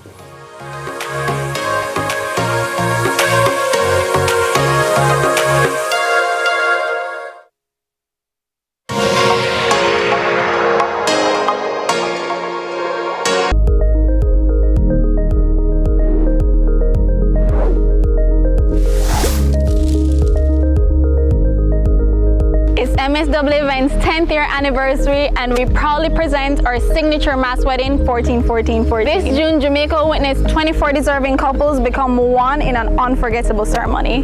Save the date as we embark on an enchanting journey to June 14, 2024.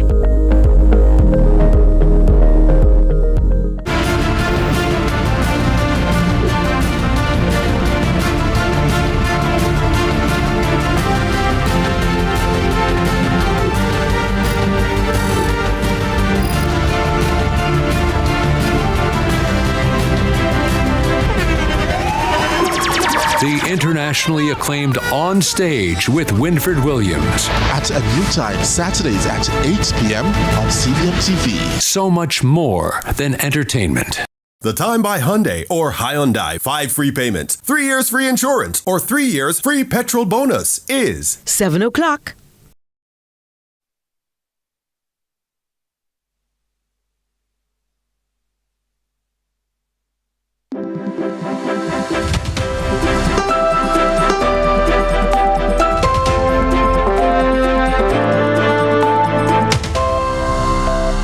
Good morning. Welcome to Morning News. I'm TK Dawkins. Following consultation with the Senate President and House Speaker, along with the team in charge of security, Clerk to the Houses of Parliament, Colleen Lowe, has indicated that an expeditious review of security arrangements at Gordon House is to take place, following an attempt of arson at the seat of Jamaica's Parliament in downtown Kingston on Saturday night. According to reports, 2 security officers on duty at the time detected the smell of smoke. Upon investigation, they discovered a minor burn on the front door of the building and a burnt plastic bottle nearby. Subsequent checks of CCTV footage revealed a lone individual threw the bottle containing an accelerant before fleeing along Duke Street on foot. The fire extinguished naturally, resulting in minimal damage estimated at $80,000. Police Commissioner Dr. Kevin Blake has directed a comprehensive review and assessment of security arrangements for various scheduled premises. The investigation, led by a senior detective from the Criminal Investigation Branch, the CIB, is ongoing, with the JCF urging anyone with information to come forward to ensure the safety and security of national institutions. The parliamentary opposition says the incident represents an attack on a symbol of the country's legislature and lawmaking, necessitating immediate attention from the law enforcement authorities. The PNP is calling for a swift and comprehensive investigation to ascertain the identity and motive behind the act, adding that it is imperative that the authorities take all necessary measures to ensure the security of our parliamentary institution and bring those responsible to justice. The opposition urges the authorities to safeguard the investigation, noting that surveillance video of the incident is currently in circulation on social media. Friday's court ruling in the matter of the Financial Services Commission and Stocks and Securities Limited has confirmed that the temporary management by the FSC appointed manager, Kenneth Tomlinson, instituted on or around January 17, 2023, ceases immediately, and the process of winding up SSL will continue with Kadion Campbell, the trustee appointed by SSL, in place. The court has also stayed all proceedings against SSL. A follow-up court date is scheduled for the 26th of September 2024, where the trustee will present a detailed report and any additional applications will be considered. The commission is, however, currently reviewing the judgment and assessing the available options, including potential further applications to the court. The outcomes of which are being sought by Shadow Minister of Finance, Julian Robinson, who expressed deep concern over the decision of the court to continue with the trustee appointed by SSL. Mr. Robinson is calling for immediate government intervention as a means to reassure investors.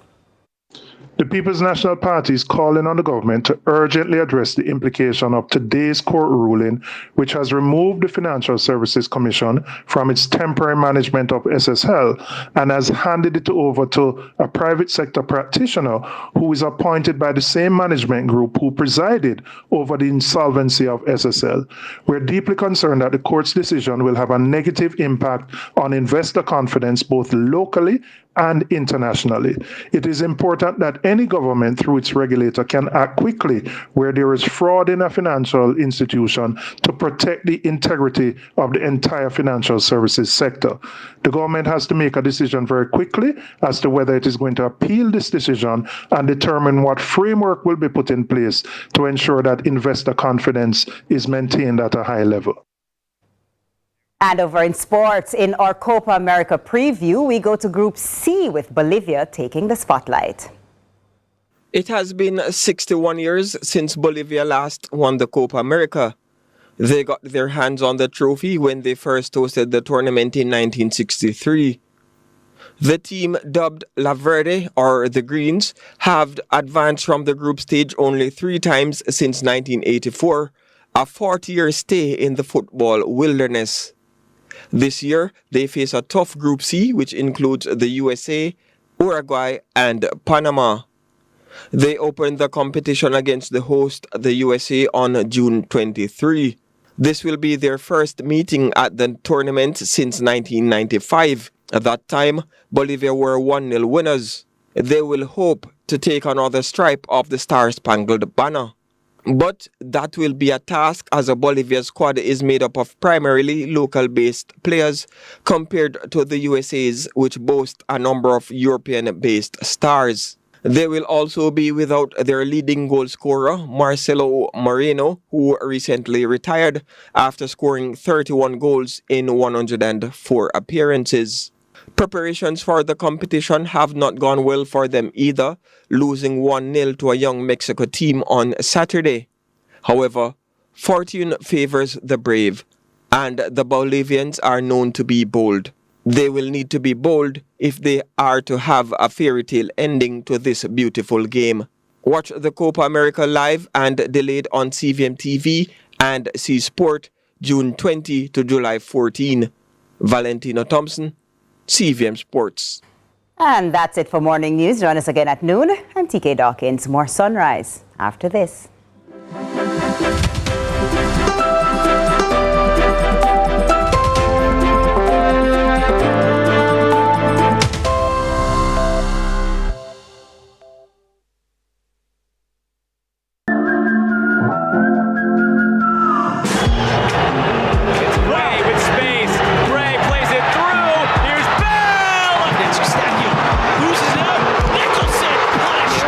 Chance here from outside! Raise ball into the middle, it's a free header, and it's a goal! Hi, I'm Celine Gordon, host of Holy Road. Hey everybody, what's up? It's your boy John Mark Wigan, host on the show Holy Road. Listen, people need to know what's happening in the churches and in ministry in all of Jamaica. It's an absolute blessing. We're really excited to share this. Tune in to CVM. See it happen. We are in Hague Heights in Trelawney and we're looking for Cheyenne. She's a baker, but I'm interested in finding out more about the journey that this Jamaican, has started. But more importantly, is really for the cookie. We're there to eat the cookie them, the free cookie them. We are here for that. So you bake cookie, catch the beat, and make some friend the cookie. You're like, you want a cookie? You get a cookie. You get a cookie. Never in my life did I actually think I would be in my corner office today, baking for a living, getting to do what I love to do. Nice. Hey. Hey. Hey. Oh my God, that's so good. Good, really good.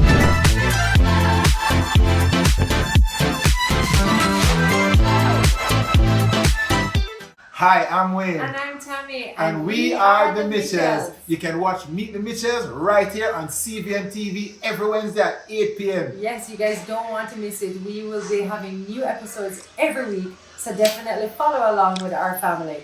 Meet the Mitchell family. Good morning, good morning, good morning. You're the sugar to my tea. Meet the Mitchell family.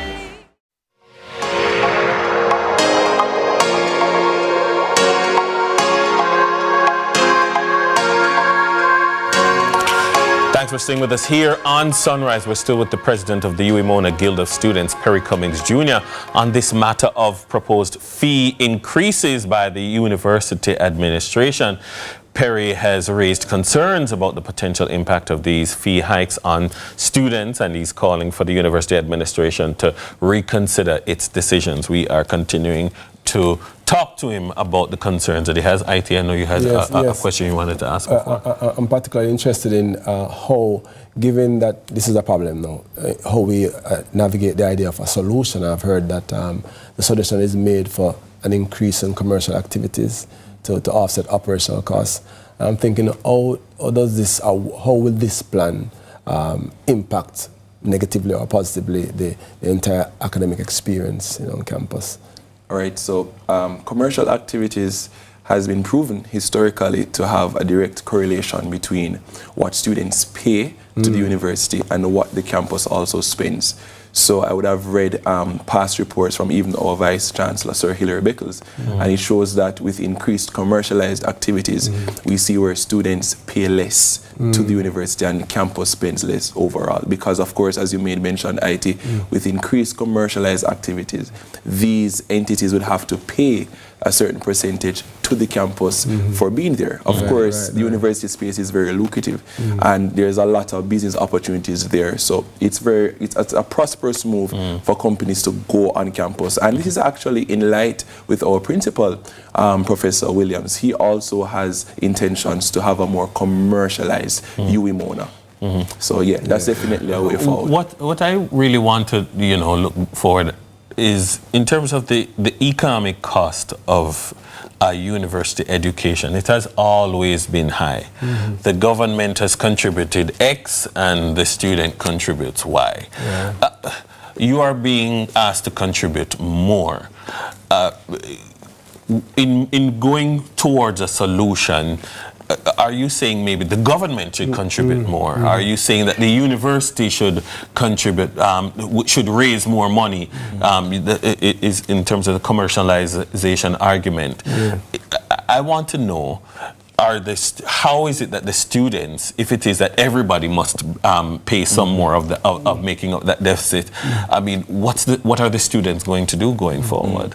You mentioned the government, and if persons can remember my candidacy as president, one of the highlights I think was calling on the government to pay more. So the government is moving from an 80-20 model where the government would have provided 80% of students' tuition, students would find 20%. Of course, because of the economic state of our country, we know that over time that would not have been sustainable, understandably so.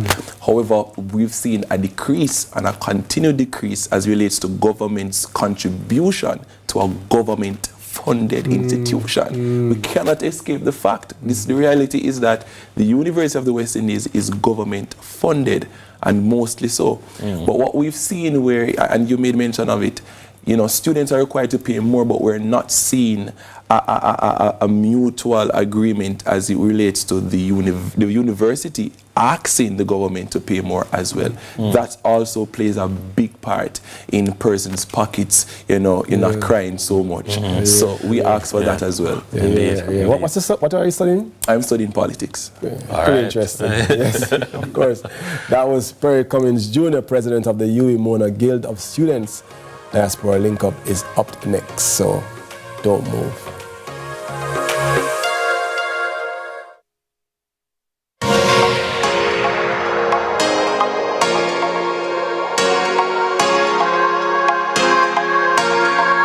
Complex sometimes. Often so many things make sense, yet so many do not. We are being intentional about giving prominence to the big stories in order to clarify and enlighten. Lead Story explains who, what, when, where, why, and how. Lead Story with George Davis, weekdays at 6:30 p.m. on CVMTV. Hi, I'm Wayne. And I'm Tami. And we are the Mitchells. You can watch Meet the Mitchells right here on CVMTV every Wednesday at 8 p.m. Yes, you guys don't want to miss it. We will be having new episodes every week, so definitely follow along with our family. Meet the Mitchell family. Good morning, good morning, good morning. You're the sugar to my tea. Meet the Mitchell family. Gospel Star 2023 Rewind, Sundays at 8 p.m. right here on CVMTV. See the 10 talented finalists vie for the title of Gospel Star 2023. You don't want to miss the rivalry and eliminations each week. That's Gospel Star 2023 Rewind, Sundays at 8 p.m. right here on CVMTV. Copa America 2024 is coming to you this summer, right here on CVMTV. That's right, you get big-side access from the comfort of your home so you can catch all the live action. Tune in and watch as Brazil, Argentina, Jamaica, USA, and more battle for Copa supremacy. Tournament kicks off on June 20 and runs through to July 14. Cheer on the boys and see the goals and drama of Copa America happen live on CVMTV.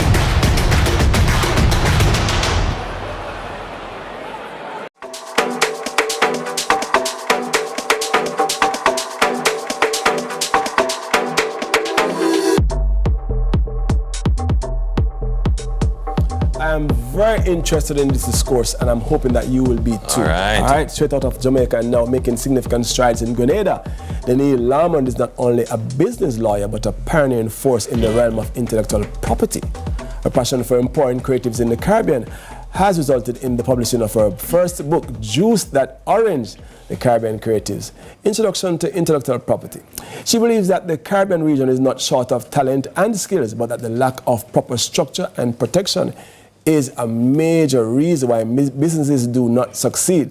So this morning, our very special guest is author and attorney at law, Daniel Lamond. Welcome. Daniel, to good morning. Sunrise. Hi, good morning. Thank you for having me. Awesome. You've chosen a very interesting area of law to specialize in, especially in our region where there is so much potential for the creative economy. And so my first question is, Juice That Orange.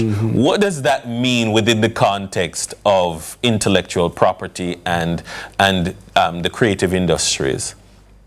Okay, so the creative industry is known as the orange economy. So when when I've coined the term Juice That Orange, what I wanted is for us to actually look at how we can monetize the work that is produced by creative entrepreneurs throughout the Caribbean. So we're going to actually juice the creative sector to make it more economically viable for us in the Caribbean. Fascinating, because, you know, as people who operate in the creative space, we often see people leave a lot of money on the table. Yes.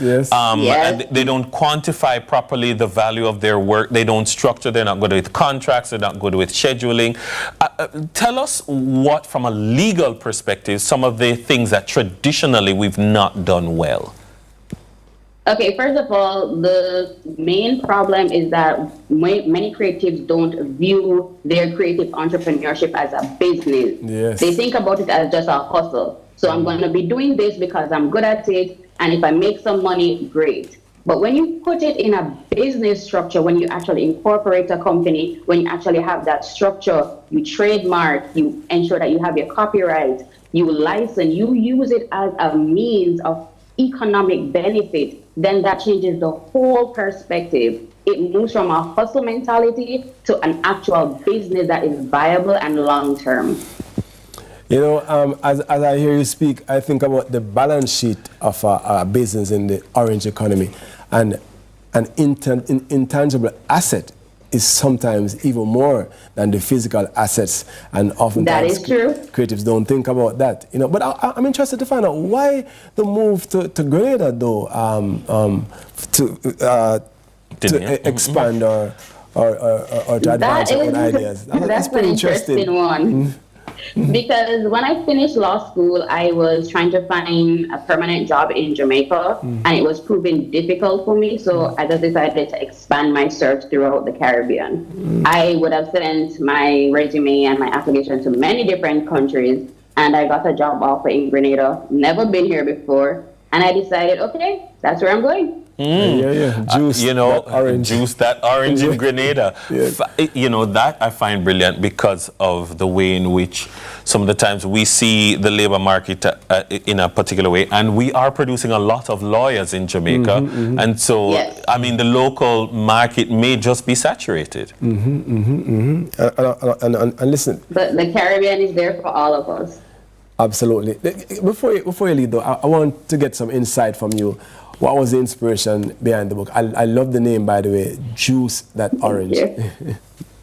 All right, so the inspiration was from my personal experience, because when I was in primary school and even in undergrad, I was involved in theater production, and I would have seen various creatives throughout my life and throughout the different Caribbean islands and how they approach their business. So like when I would share different tidbits and strategies with them as to how they can improve their craft, they would be astonished, and I was like, okay, there are people who don't know these things, so there is a market out there for this. So I was just sharing information with people as I come in contact with them, but then I realized that I can do more. I can actually spread this information on a wider scale so that more persons in the Caribbean can benefit.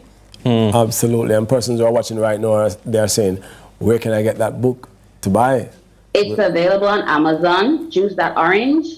The Creative Entrepreneur's Introduction to Intellectual Property. It's available in hard copy and ebook. All right, and what we're expecting from you then is to be engaging, for instance, you know, moving from author then to, I would suppose, you know, presenter, trainer, you know, to go and actually work directly with the musicians and the people in theater, and, you know, one of my concerns with intellectual property is the understanding of that I've created this intangible thing and that I need to protect it. What would be, give us like 2 or 3 tips in terms of for creatives protecting the things that they create? Okay, so first of all, you have to ensure that whatever you're creating is your original creation. So don't be piggybacking or plagiarizing on anybody else's work, because then that would diminish the value of your creation. Secondly, ensure that you have a business structure in place. Trademark your work. Your brand identity is what will set you apart from other businesses, other creative entrepreneurs. Ensure that you are sticking to that brand story that you have.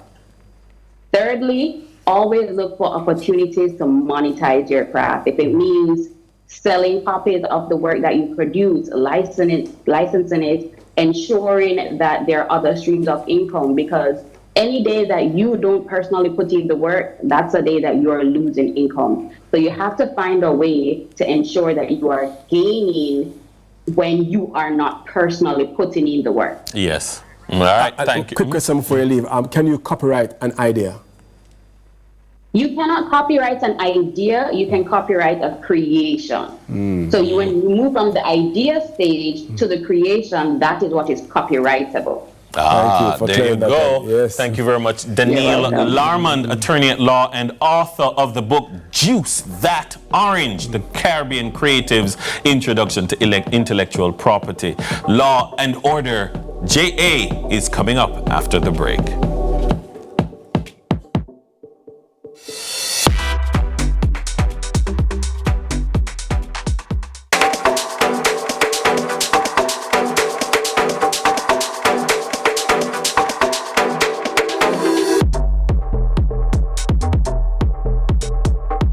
Invest or insure with NCB? Now it's time to own a part of the NCB Financial Group Limited in its additional public offer. For as little as $6,500 in the general pool, you can own shares in the business built on strong performance and making life better for all Jamaicans. Invest in our future. Invest in your future. Offer extended to June 3, 2024. Apply for shares at goipo.jncb.com. Conditions apply. JN Bank Small Business Loans is linked to so many stories of ordinary Jamaicans and their extraordinary success. We're very proud to have helped small, medium, and micro businesses come to life and thrive over the years. It's a demonstration of our strong belief in the business ambitions of Jamaicans. Come, talk to us. Tell us your business. Let's start a partnership and let your business plans appear in real life. We want a piece for Jamaica. Yo, what are you? Oh man, no, brother, no. I'm not sure. You don't see you ever play ref? No, game, no play. Yeah, but I look a bad game. No, I said, person who come from, brother, I want to live good, man. I want to live good, Bridging. No shake hand, I can play a little bad, Bridging. Really have to shake hand? Yeah, man, and no badness, Bridging. Just live good, man. Come together as one and make the violence done. That's me on the corner. Valiant, Hitmaker, Aston Villa, star winger. Move out my way. Niyamatsu day. To be an artist, you feel it easy. Never easy. That's how it is there. No, like friend them don't play the ball. Friend them a baller. So you don't play some ball with them? I have 2 left foot then, sir. When we are going to see you back in the national colours, Leon? It's a question I want to answer to.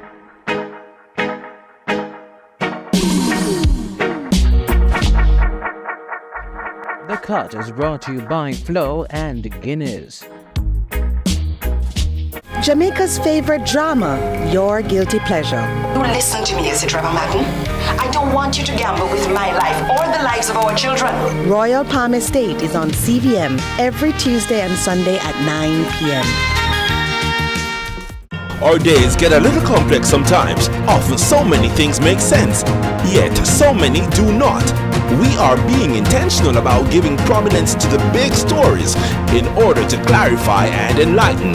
Lead Story explains who, what, when, where, why, and how. Lead Story with George Davis, weekdays at 6:30 p.m. on CVMTV.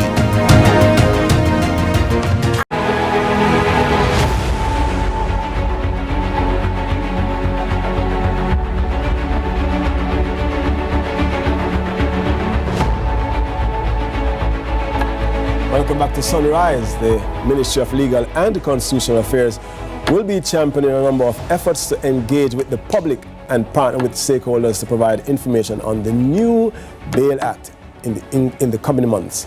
Joining us this morning is Legal Education Officer at the Ministry of Legal and Constitutional Affairs, Mr. Ivan Godfrey. Morning. Welcome to Sunrise. Morning, Ivan. How are you doing? I'm doing well. Thank you for having us. First of all, congratulations for there being a legal education officer. Yes. Because the truth is that law is a technical area and the average person does not understand. And sometimes we ask questions that seem simple or simplistic to the trained legal mind when actually, it is a very difficult thing to comprehend. Yes, First question I have, in terms of the new Bail Act, there's always mischief that a new law is seeking to remedy and prevent.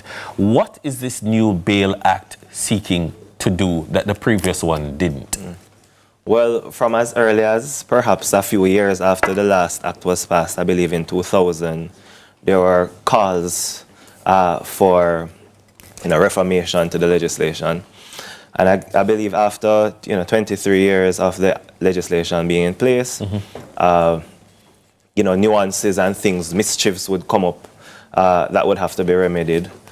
One such very important one which the act deals with is pre-charge bail, yes, which are circumstances where persons are detained but not charged with offense. So that's essentially one of the big ticket items that legislation deals with.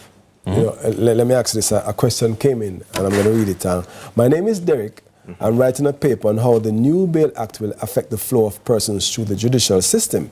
Please help me understand what are the main changes and how it benefits us as citizens of Jamaica. Well, I like to say that the legislation has something for everyone. So it has now dealt with bail in 3 phases. The first phase is circumstances where a person has been detained by the police, arrested and detained, but has not yet been charged for an offense. The second one, which we all know about, is circumstances where a person has been charged.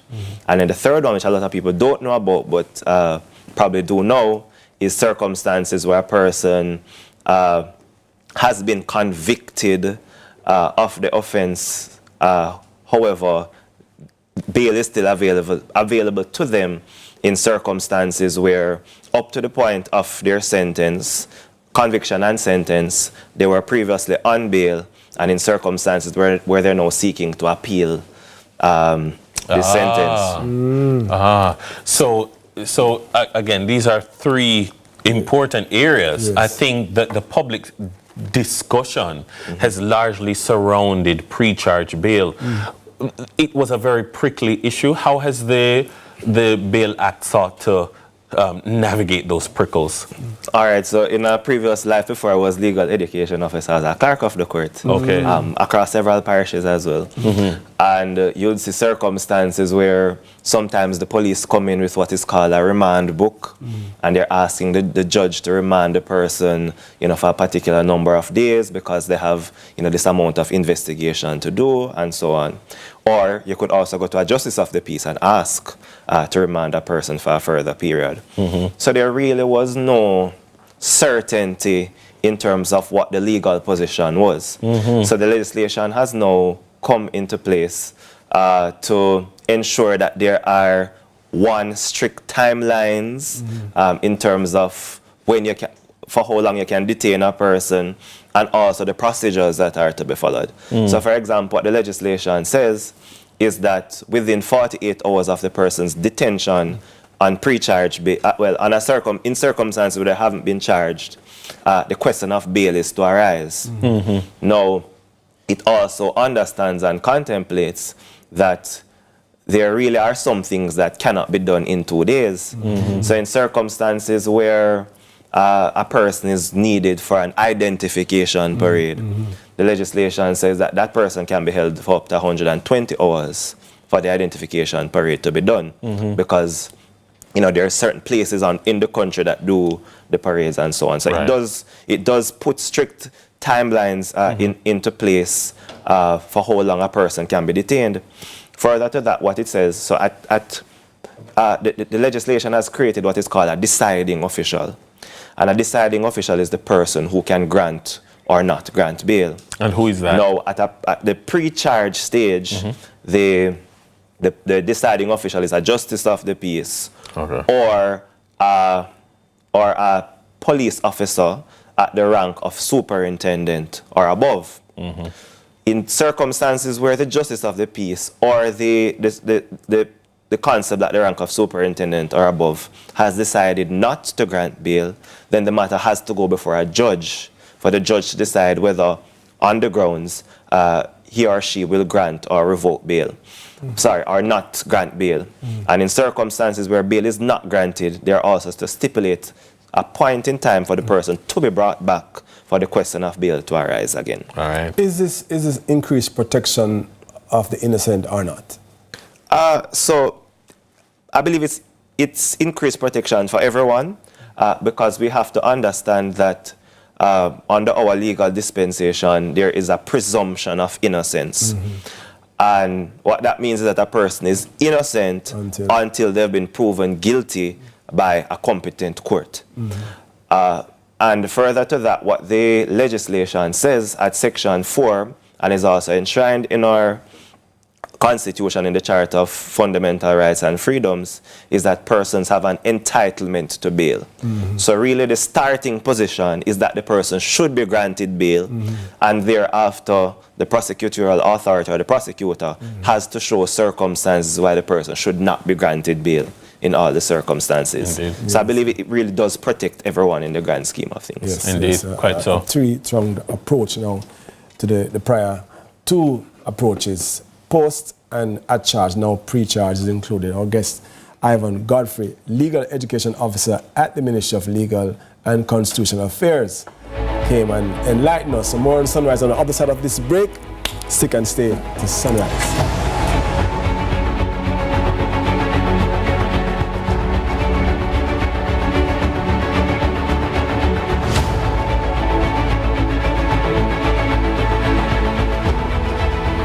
How are we feeling today? I'm not sure, Doc. Are you not sure? No, Doc, I don't feel safe right now, Doc. No, it's fine. I just remember I have to go to Scotiabank to transfer some money to my wife. Oh, you don't have to go to the bank. You don't know my wife. Have to go to the bank. Right? You can do it right here with Scotia Online. Transfer, make payments, anything straight to our oldest. Try it out. It's easy with you. Use Scotia Online or download the Scotia app today. It was really good, but I'm really hungry. Can we get some juicy patties? Sure we can.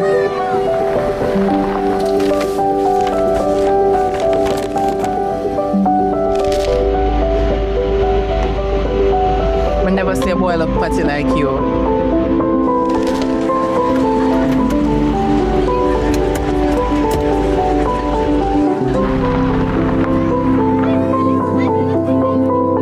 Hey son, you good? No, Dad, I'm starving. Can we get some juicy patties?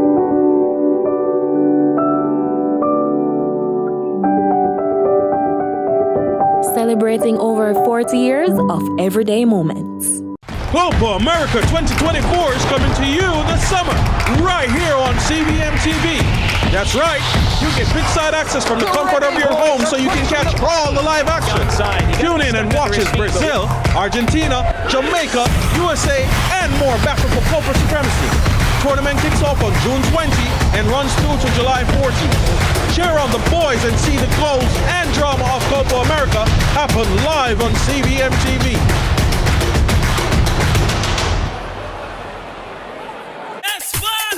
John Mark! Celine, where you going? We can't say we're a friend now. Celine. We have to take on the road. Yeah, man, we have to take out the same way. All right, Lord, thank you so much for this day. Me, I do the work. Yeah. And the people them accept it. Clarendon, Mandeville. But now we get to go into the inner city of Kingston. I can't wait to learn more as we go across Jamaica into different churches to understand what they do.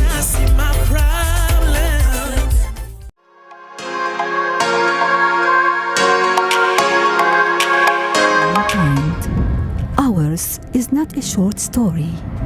It's an epic tale written over eons. I, the Earth, have known you over hundreds of thousands of years.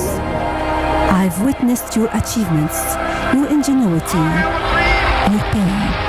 You are the first generation to fully understand my suffering, and you might be the last that could see my lands revived.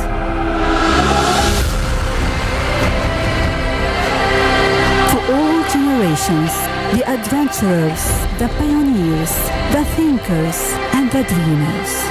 To all of you, let's find common ground in what unites us. Restore my lands for future generations. A tree begins with a seed. Generation restoration begins with you.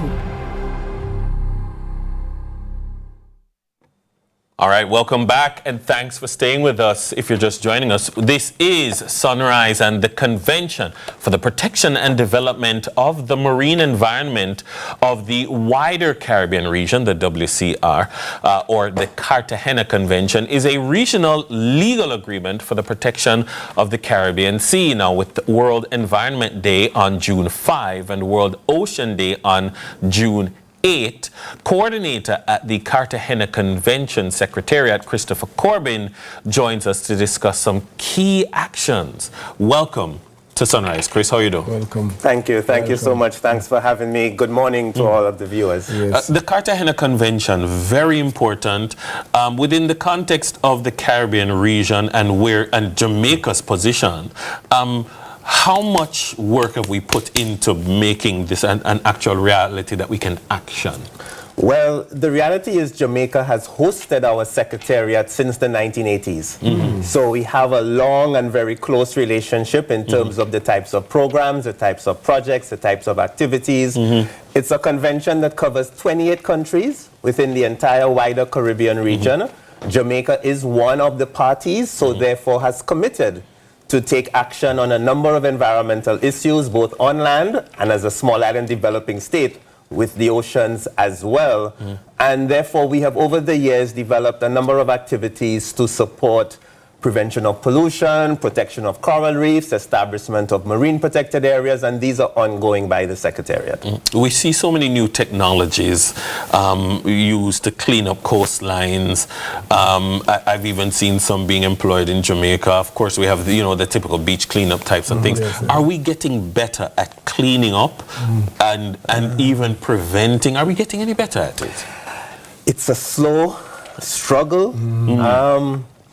When you think about it, over the last 30 years, we've seen over 80% in the degradation of our coral reefs. We've seen increased production of plastics, illegal disposal of solid waste. We see sewage still accounting for as much as 70% untreated going into the Caribbean Sea. We are getting good at cleanups, but I say we have to get better at prevention.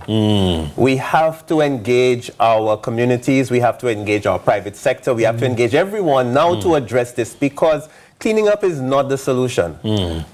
We really need to engage. Yes. I'm happy that you speak about engagement, because I'm here thinking, what can individuals do? What are the key actions they can take, to protect beyond moral suasion? It's an extremely important question, because some days on environment you kind of think, that have nothing to do with me. That doesn't affect the fact that I need to send my kids to school, that I need to have food on the table. But in reality, we can't survive if our environment is not kept in a way that will sustain us.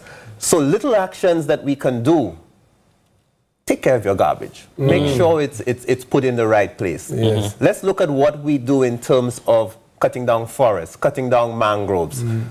Put pressure, advocacy on the changes that you would like to see the government make and private sector make. So at the individual level, the little choices that we make a big difference.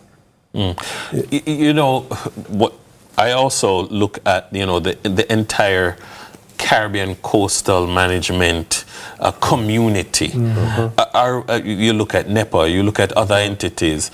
Do the entities that are tasked with protecting our coastal spaces, do they have sufficient teeth to be stronger on the prevention side?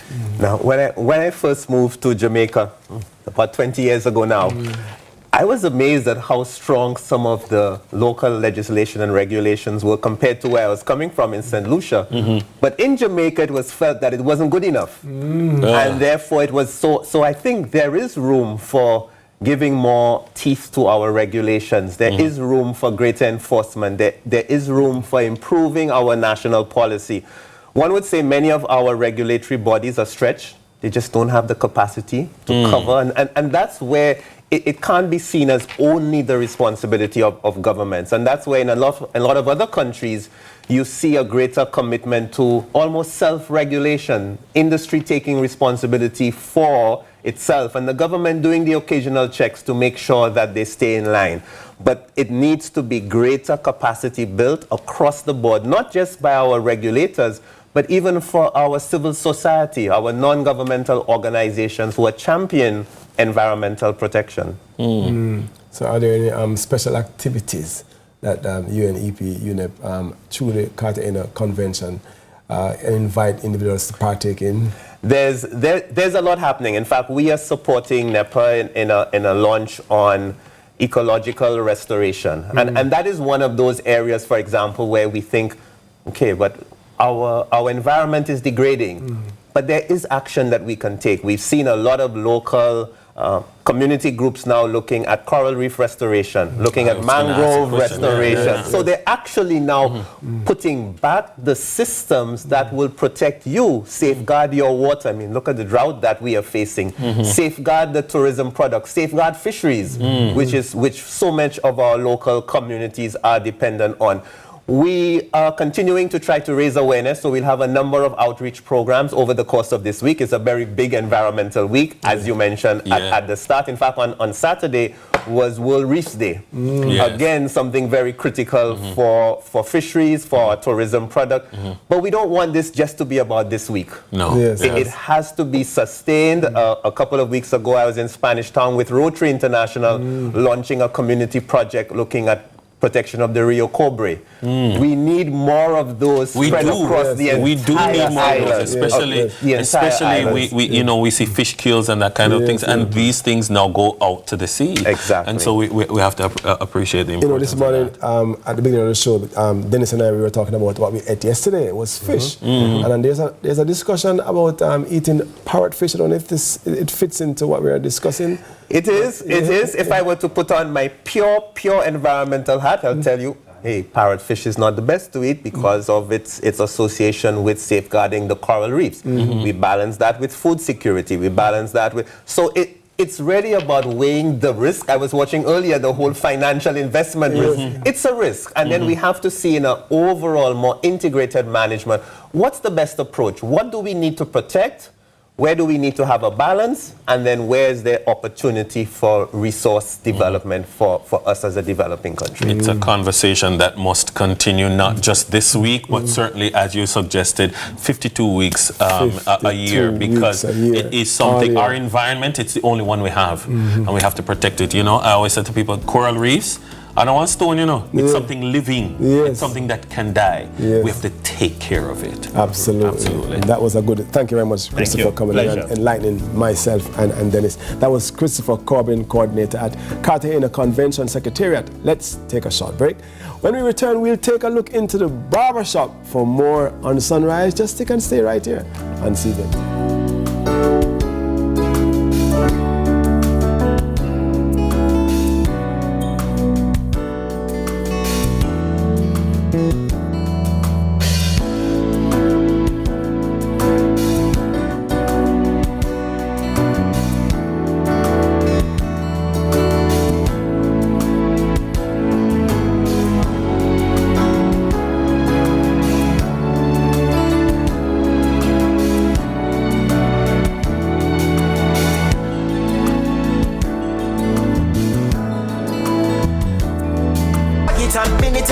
In a pan, no dirty up the place, this a we island, so keep Jamaica, say me good it, keep Jamaica clean. Beg you listen to me please, no plastic bag, no fear blowing at the breeze. No. Proper garbage, disposal, recycle plastic, now make it full up in the streets. Bag it and bin it, every rubbish in a pan, no dirty up the place, this a we island, so keep Jamaica, say me good it. A message from the National Solid Waste Management Authority.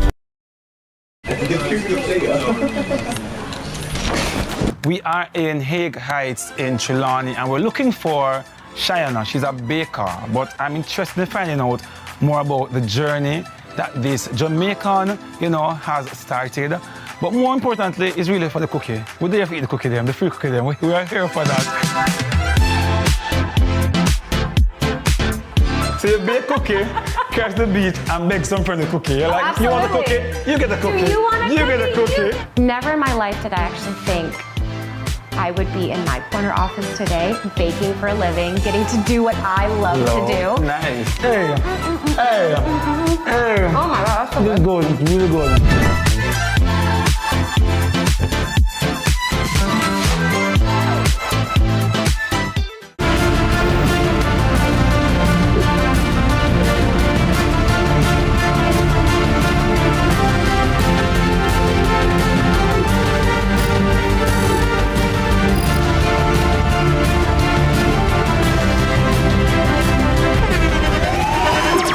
The internationally acclaimed On Stage with Winford Williams. At a new time, Saturdays at 8 p.m.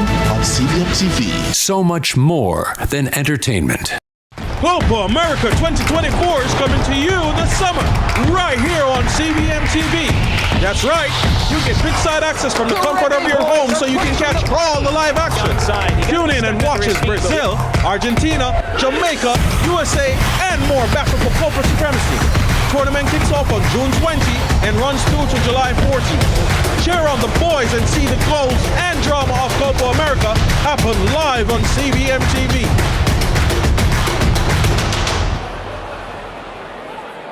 Our days get a little complex sometimes. Often so many things make sense, yet so many do not. We are being intentional about giving prominence to the big stories in order to clarify and enlighten.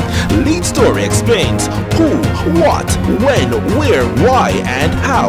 Lead Story with George Davis, weekdays at 6:30 p.m. on CVMTV.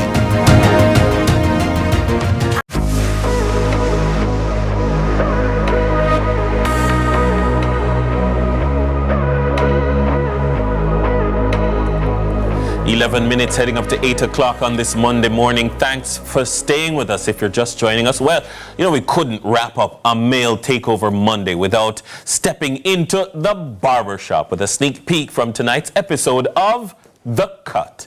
Check it out.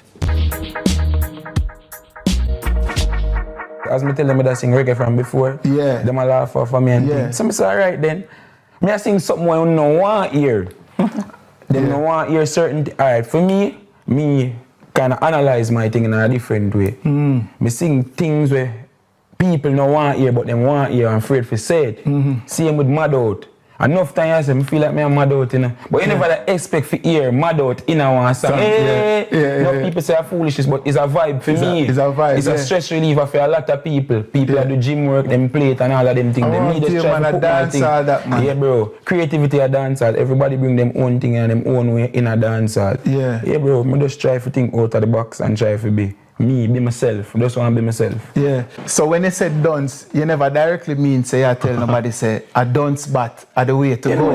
It's more of a slang. No, you know say, I'm there in the studio to be honest. Yeah. And like a energy, but just there in there and the man say, you dunce in that. Well, the energy just come up. It's not like something one walk around and can it work. I'm saying it work for me. So every minute me depend dunce.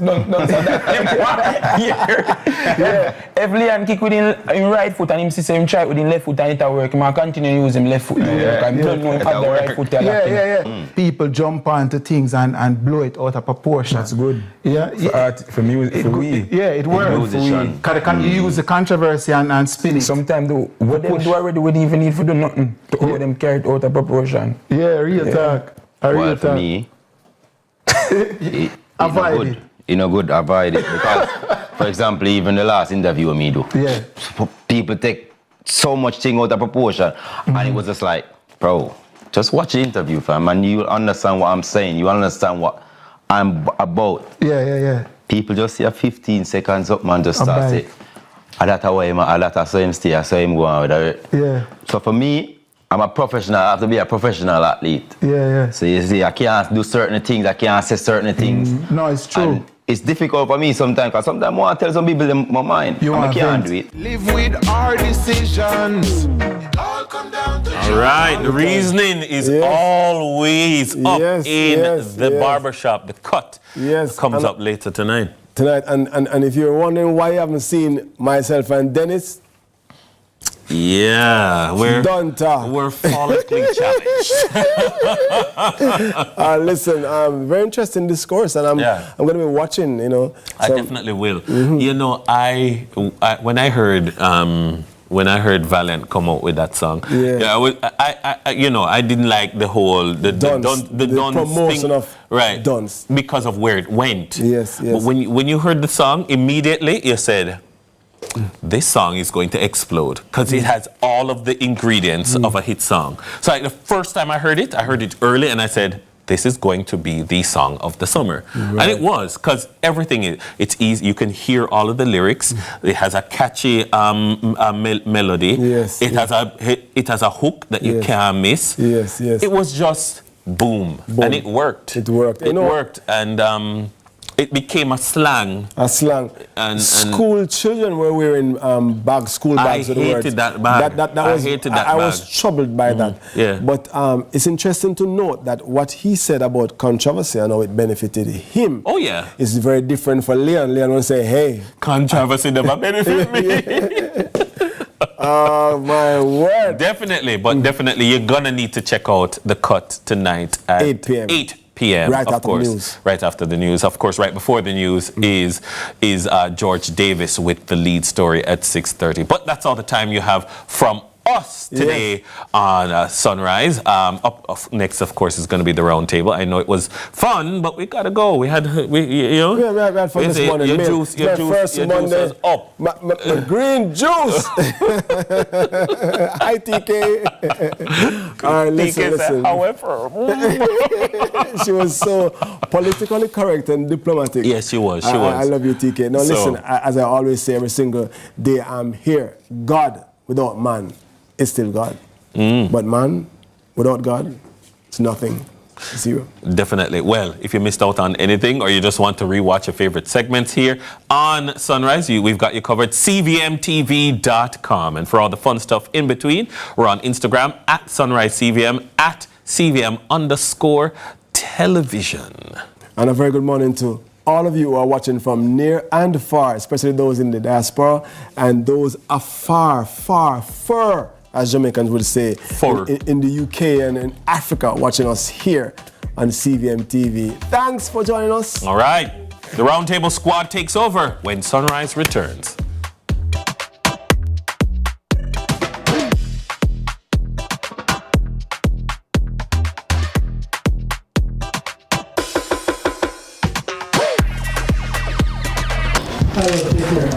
Take care of Grandpa.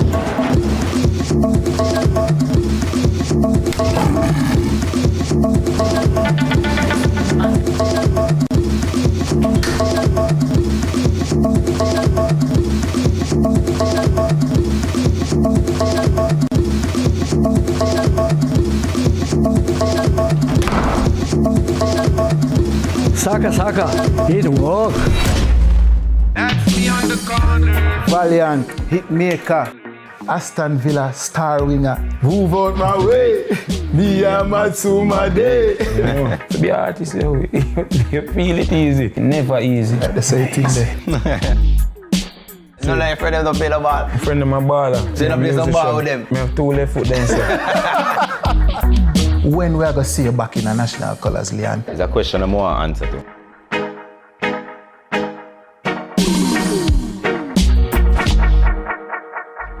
The Cut is brought to you by Flo and Guinness.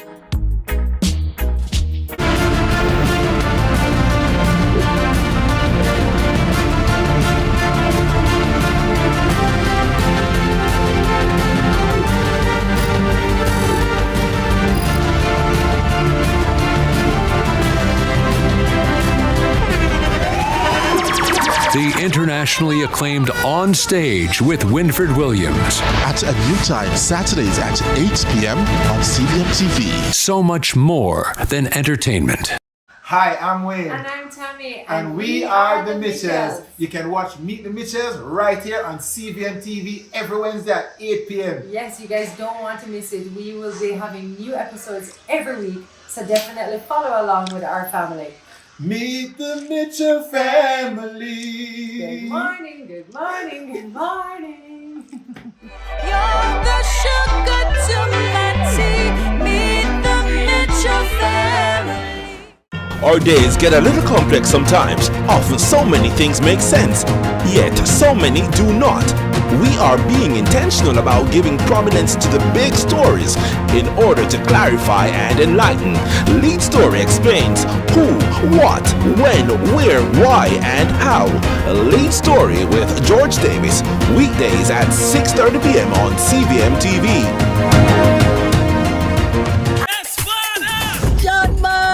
Celine, what going? We can't say we're a friend now. Celine. We have to take on the road. Yeah, man, we have to take on the same way.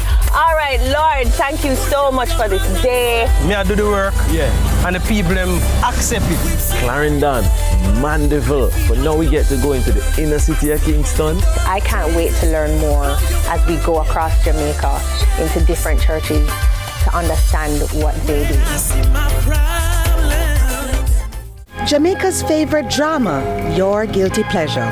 All that having a baby now is going to do for you is make you a prisoner of this apartment. Long run shot, kid. Royal Palm Estate is on CVM every Tuesday and Sunday at 9 p.m. Look who we have in the cut. No, today episode I got nice. Legends, Senator, my longtime brethren, the great, all-star, the king, and the man himself. Salute! You know, as man, we're not to go as specialists, and that's the pinnacle of the problem. We want some new era. Do what you love and you never work a day in your life. Lie! You work till you weak. It was pandemonium. Country people can relate to me I talk about. What you think about me no matter, you know. What matter to me is what me think about myself. Man United, you know. I don't care what man want to say. You know, man. Yeah, man. You know, man. You finished? Yes, we finished.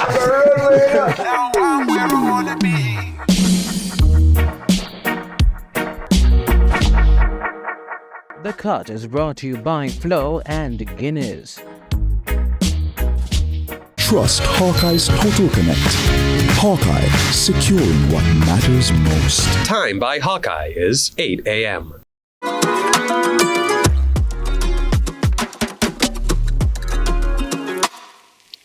Good morning and welcome to Roundtable. Happy Monday and welcome to the month of June as well. Wow, best month done. May. Yeah, right? We have to wait 11 whole months until you come back. All right, joining me this morning is my co-host, co-Gemini, Celine. And our special guest this morning is coordinator of the Cartagena Convention Secretariat, Christopher Corbin. Welcome to Roundtable, and thank you for continuing to be here through this morning's program. Thank you so much. It's a pleasure to be here. Thanks for having me, and good morning to all of the viewers. All right, and of course, Chris is here with us because it is World Environment Week. And for people like me, nerds like me, it's a very important week on the calendar, but we'll get back into that in a bit. How was your weekend, Celine? It was good. It was good. It was restful. Yeah. So, I don't have to ask, but the way you looked when you said it was restful. How was your weekend? I'm just coming back from this big, I don't know if you've heard this big conference that we had in Antigua and Barbuda last week about small island developing states. Yes. It was restful. I got to watch some cricket. I got to watch West Indies win. Oh, a little close, but a win? A win is a win. Right? There's an article in today's paper by Ambassador Byron Blake on the whole matter of small island developing states. A little scary, but I'm going to have to read it through in parts and sections. All right. It's now that time where we check to see what's been buzzing online in our social buzz. Check this out.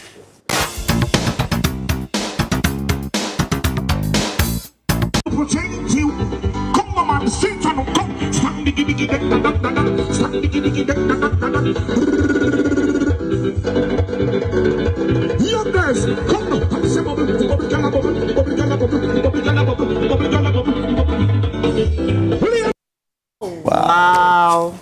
So, I hope the camera got the reactions on Celine and Chris's face. So I'm going to start with you, Chris. Have you been noticing the evolution of funerals in Jamaica? Things are changing, aren't they? I mean, when I first came, I learned about the wake and what you had to do before the funeral itself, and okay, that's interesting way of doing it, but the funerals themselves now are turning into an event. An event Quite is an event. putting it mildly. And of course, I think last week they had the whole hologram news where at funerals you'll have the hologram of the person on the front of the casket now. Or when you go to the burial site, you'll have the hologram. Yeah, and then they leave these life-size photo on styrofoam in the cemetery, and I just can't imagine walking through. Well, why would I be walking through a cemetery at night anyway? So anything that happens to me is supposed to happen.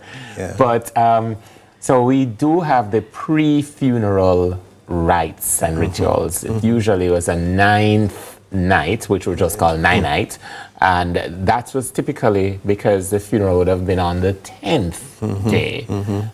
So in some places, the 9th night is also the setup, but then you have the 9th night and the setup, which could be weeks apart. I realize, and you're expected to entertain and to provide food and drink throughout the process. Yes, it can be very, very, very protracted. But then the bizarre fashion that goes with it. Yes. I mean, yesterday, I don't mind saying, I attended a funeral where the pastor had to say to some of the mourners, you will have to stay outside because of your attire. And they agreed. Well, what choice did they have? The boss of the church said, you cannot come in here dressed like that. You know, but irreverent. All right, it's now time for a bag of things.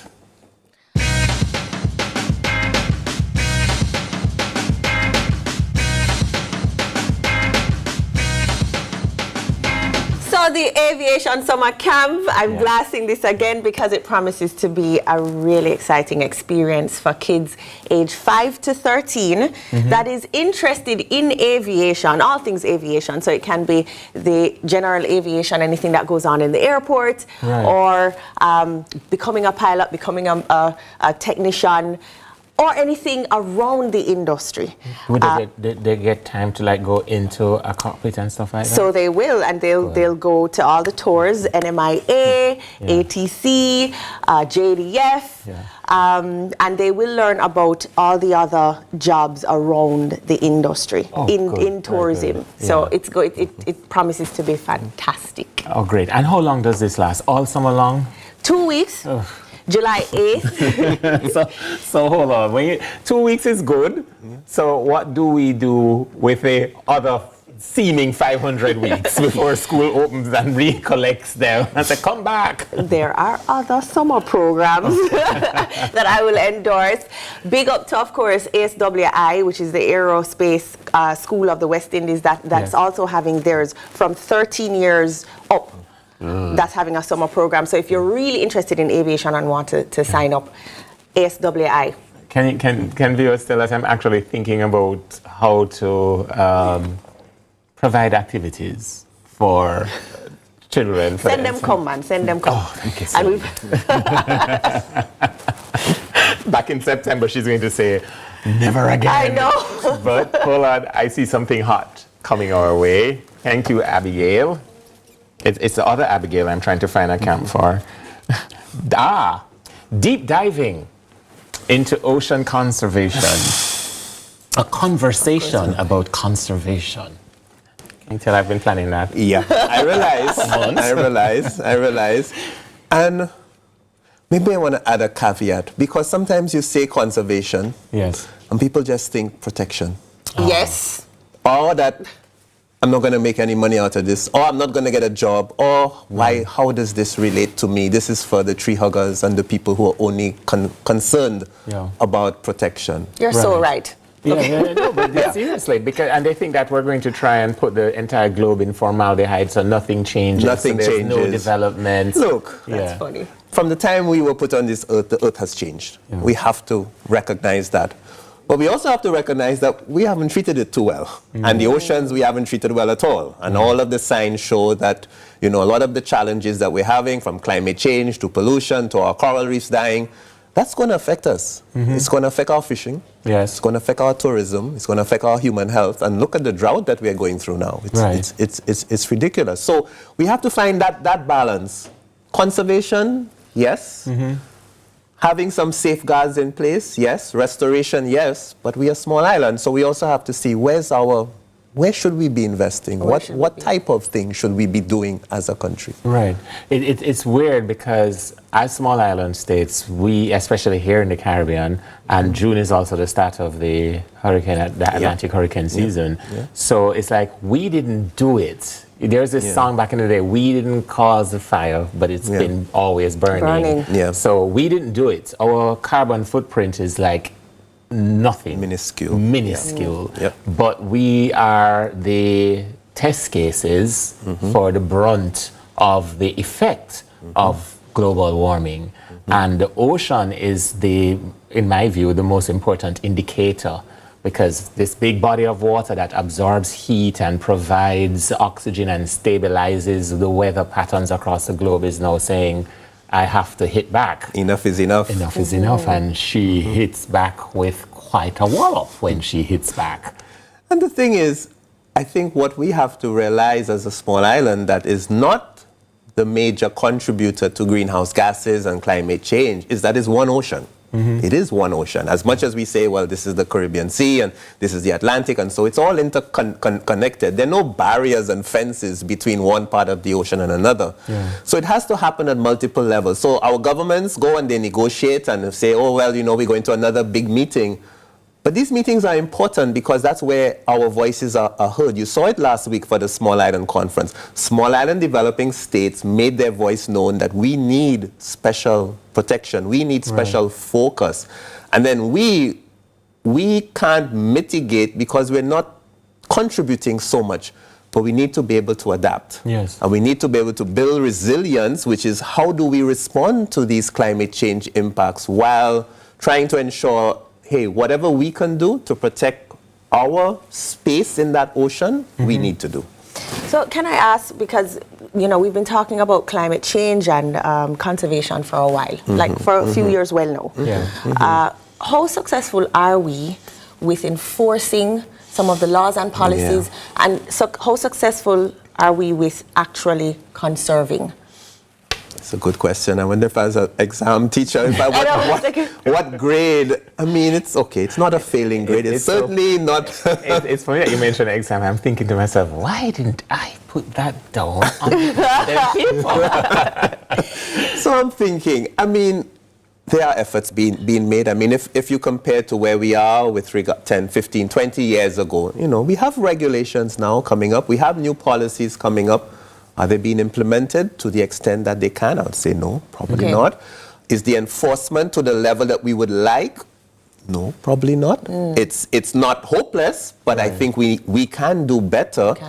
But I think we also have to evolve because the pressures are different constantly. Every day we're getting sargassum as an issue. 10 years ago, we weren't worried about sargassum on our beaches. 10 years ago, we weren't talking about some of the things we're talking about today. So 10 years ago, we had beach in Hampshire. So you have, so you have to be able to see, hey, we have policies, but after 5 years, after 10 years, let's take a look. Are they still working? Are they still fit for purpose? With people changing, communities changing, do we need to also adapt and to change? And that is probably something that needs to be more of not just a government thinking process, but everyone has to think along those lines. So I don't know if I'm drinking the Kool-Aid, but to also try to answer that excellent question that teacher just asked us without giving us the heads up to go study, is that I think the fact that we are all more present in the conversation about conservation, I think that that's a step in the right direction. When I first heard about sargassum, I still in high school, I wasn't even yet doing the work I do. And it was on a book, Wide Sargasso Sea. And now, as you're seeing on the photo there on the split screen, everybody who's been to Hellshire anytime during the last couple of years knows what sargassum is. And there's just so much of it. And I'm sure there's a use for it, but we have not yet gotten to the point where we can convert it into something useful. Well, there's actually some even right here in Jamaica. I met an entrepreneur, sorry, his name escapes me now, but we're starting to look at that. Use as biodigester, used to generate energy. Yes. At the same point in time, this is not something that's a predictable resource. We don't know every year, are we going to get the same amount? So that might have to gauge what type of use we do, because you don't want to set up a business and then not have enough. Not have enough. Right. So I think that's where the research is still critical, and that's where, as you mentioned, the partnerships, our academic and research community, our scientists who are out there, but not just our natural scientists, our social scientists, what about behavior? How is this, so we need to bring the impact on communities, especially those fishermen who can't even sometimes bring their boats out when there's this huge amount of sargassum, present on the coastline. Right. And sometimes I wonder, like if the human body gets an infection, that because you have a fever, you might have the swollen lymph nodes.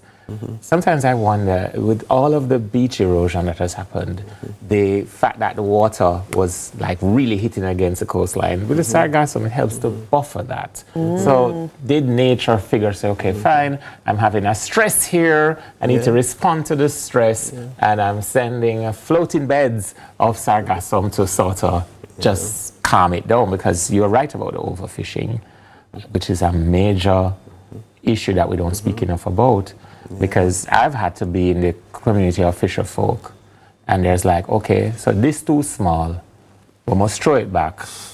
When me throw it back, and you go back a your way, how me feed my family? Exactly. A real dilemma. But you know what? We talked about something in the dressing room, Raymond, where I was saying, when you hear marine economy, or the blue economy, all I think about is the monetary exchange or value that it may have. All right, so we're going to take a quick break, and Chris, at least with this time, teacher gave us a minute and a half to study, so we'll come back with the blue economy. More after the break.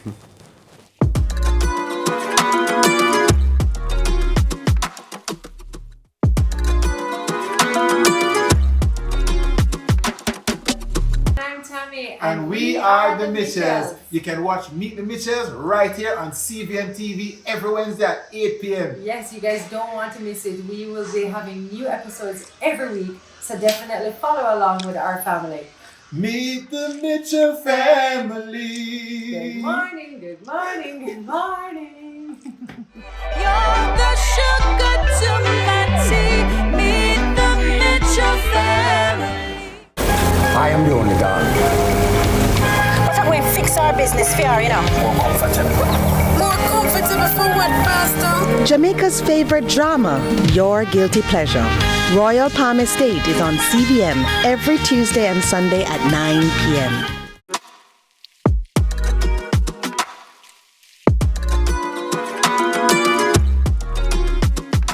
Welcome back to the round table this morning. The topic is deep diving into ocean conservation. And just before the break, we mentioned blue economy. Blue economy. Right. So, Chris, over to you. Yeah. Traditionally, think of blue economy, what do we think of? Money. Well, money. Money, first of all. Yes. Well, traditionally, when we think of where is that money coming from, it's coming from tourism. Okay. It's coming from fishing. It's coming from maritime transportation. Now, talk more recently has been about how can Jamaica, how can small islands benefit from the blue economy, the ocean around us, because when you look at our size as islands compared to the size of the ocean around us that falls within our territory, it's a massive difference. But blue economy is more than just saying, well, sea going to be valued this, and I'm going to exploit it for as much as I can. Because at the end of the day, if we exploit the sea the way we exploited the land, nothing going to happen. We're dead, put it mildly. So when we talk blue economy, first of all, it's about people. it has to be about people, but it has to be about what are the opportunities now within that ocean space that can now feed into the money generation, the economy, but in a way that doesn't compromise our children, our grandchildren, our future, because for the same reasons we were talking about, we need coral reefs, we need mangroves, we need seagrass beds. So the blue economy is not just simply about, well, we're going to fish as much as we can until it's all done. Right. So we have to see. And then there are the new opportunities, wind energy. There are the opportunities for things that we probably haven't even found yet that the ocean can contribute to. So there is a lot of discussion around it, but I think part of what we need to do is we need to know what we have there. Same way that when you do in your land and you say, oh boy, I have gold here, I have silver here, I have this here. We need to know what resources we have out there. Hold on. So can we go back to wind energy? So do you mean like turbine? Offshore windmills. Yes, in other parts of they've constructed them, so you generate the wind energy. There's also energy that you can generate from the ocean itself. Right, wave energy. Wave energy coming in, so instead of depending on oil, which we all want to move away from because that's a major contributor to climate change. But again, what are the alternatives? Well, I'm hoping that we want to move away from from oil because, you know, anything that is so easy and so long known gives us the impression that we can't move away from it. And it's actually an easier thing to walk away from than the oil industry has convinced us about. Because when you look on it, you know, it's far more expensive than we realize to use fossil fuels. A lot of subsidies are built into that entire industry. So we're not paying full cost. But then there's the after effect, the actual emissions that is really choking the lungs of the earth. At the same time, we're cutting down more trees and not planting back enough. And we are also now on new technology, such as fracking, to get oil from places that 40 years ago we wouldn't have been able to. And I think that that's a problem. And I know that I just lost some key persons who say we would participate in the conversation about conservation, but don't make it seem as if it is against development. How do we strike that balance? And I think it's an important balance that we have to strike. There are things we need to conserve. There are areas that if we don't conserve, we're not going to have water. We're going to have serious destruction of species that are globally recognized. Jamaica has species of plant and animal that are globally recognized, that offer an opportunity to showcase us to the world. Throughout the Caribbean, there are those types of resources that merit pure and constant conservation. But as you look at that, you have to look at it in the bigger context of the development of people, what type of conservation measures could be put in place, and then what is the theme of this World Environment Day? It's about restoration. So what you're finding happening is that you say, well, look, I need to cut down there. And if you cut down there, I need to plant back here. To have a sort of balance, in terms that goes all the way through and benefits everyone. Okay, so forgive me because the entrepreneur in me.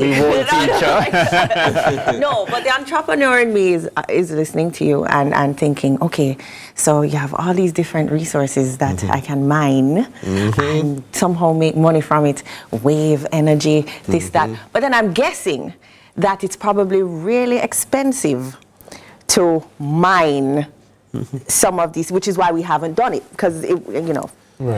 It's a combination. It's not just the expense of it, but we don't know what we have. Okay, so until it's like, hey guys, before you start investing in major focus on this, maybe we have something that's even more valuable. That with less intrusive types of things, we could get the same benefit. But we need to have that type of balance. So you say, hey, here are your options. Option 1, 2, 3. 3 may make a little bit more money, but it'll last you 10 years and then it's gone forever. Then you've completely destroyed the resource. And the thing is, right now, we are learning how to do it better, at the same time trying to figure out how to restore and correct some of the errors damage made. that we've done. And so a lot of things have to happen at the same time. There was no other period in global history when there was such a high level of information, even though we still need to know more, but a high level of information about the impact some technologies and some industries and how we exploit the nature will have. When you had the Industrial Revolution, they didn't have the science we have today. So I'm not giving them a free pass, but then we can't convict, even though they say ignorance is no excuse. But, okay, so I know you said we don't know what we have. So is that a knowing on a global scale where we really, as humans, don't understand the resources we have in the waters?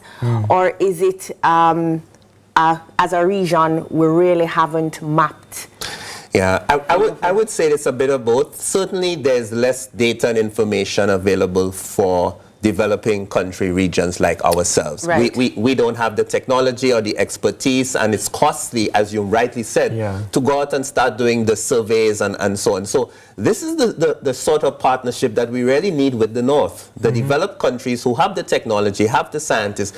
Not that we don't have our scientists. So when that happens, it has to be partnerships. We had maybe a few years ago a research vessel coming through trying to monitor the amount of microplastics. Those are those very microscopic plastic particles that basically are in all of us now. And trying to determine where is it in the Caribbean Sea. I'm so happy that we have to take that quick break, because just now when Chris said these microplastics are in us, but hold that thought. It's time for another break. Stay tuned. As you know, when we come back, final thoughts.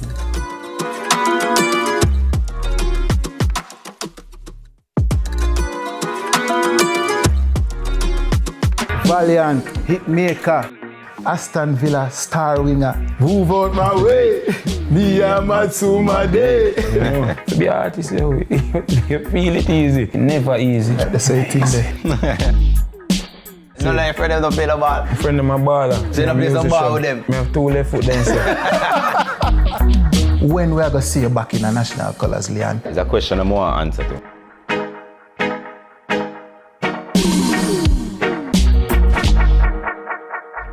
The Cut is brought to you by Flo and Guinness. Our days get a little complex sometimes. Often so many things make sense, yet so many do not. We are being intentional about giving prominence to the big stories in order to clarify and enlighten. Lead Story explains who, what, when, where, why, and how. Lead Story with George Davis, weekdays at 6:30 p.m. on CVMTV. Hi, I'm Wayne. Welcome to the ZZ Lottery Draw for 8:25 a.m. Monday, June 3rd, 2024. The one-drop winning number is 4. The hat-trick winning numbers are 5, 6, 4. The four-play winning numbers are 0, 7, 7, 4. The fireball is red. Thank you for playing with Izizi. More comfortable for what, Pastor? Jamaica's favorite drama, Your Guilty Pleasure. Royal Palm Estate is on CVM every Tuesday and Sunday at 9 p.m.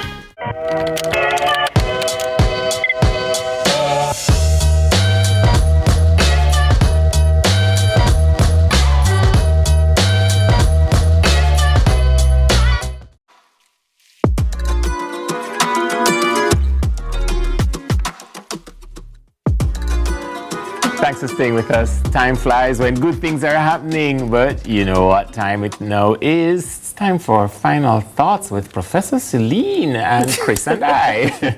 What final thoughts, Chris? We need to change the narrative. We need to change how we communicate. I really think this type of conversation is more important than all these technical terms which persons are not getting and not understanding what it means to them. So we need to really communicate a lot more simply that all is not lost. You know, Environment Days and World Ocean Day is an opportunity to remember, just feel the environment around you, feel the beach around you, feel how important that is to you. Forget everything else. And then why do you need to preserve this as part of who Jamaica is, as part of who we are as small islands?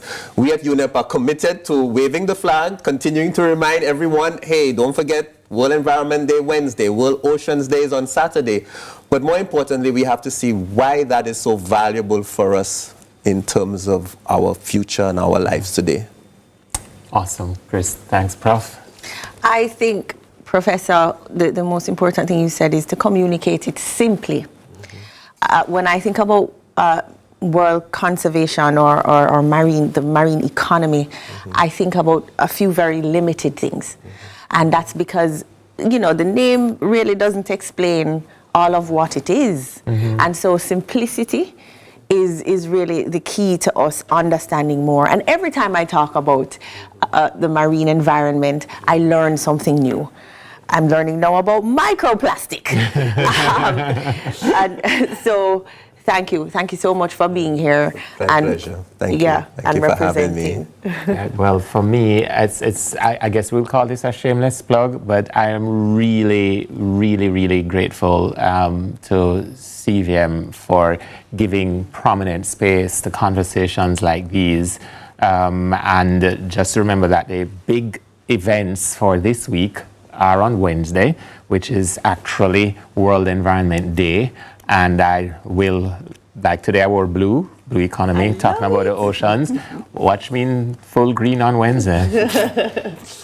Interpret nothing more than the fact that it's about the earth when you see me on Wednesday. That's a wrap for the round table today. Please enjoy the rest of your Monday and the rest of your week. Sunrisers, go forward into the world and remember, be good, be on purpose, and don't leave your water bottles in your cars and then go back to drink from them. We'll explain more of that in subsequent broadcasts.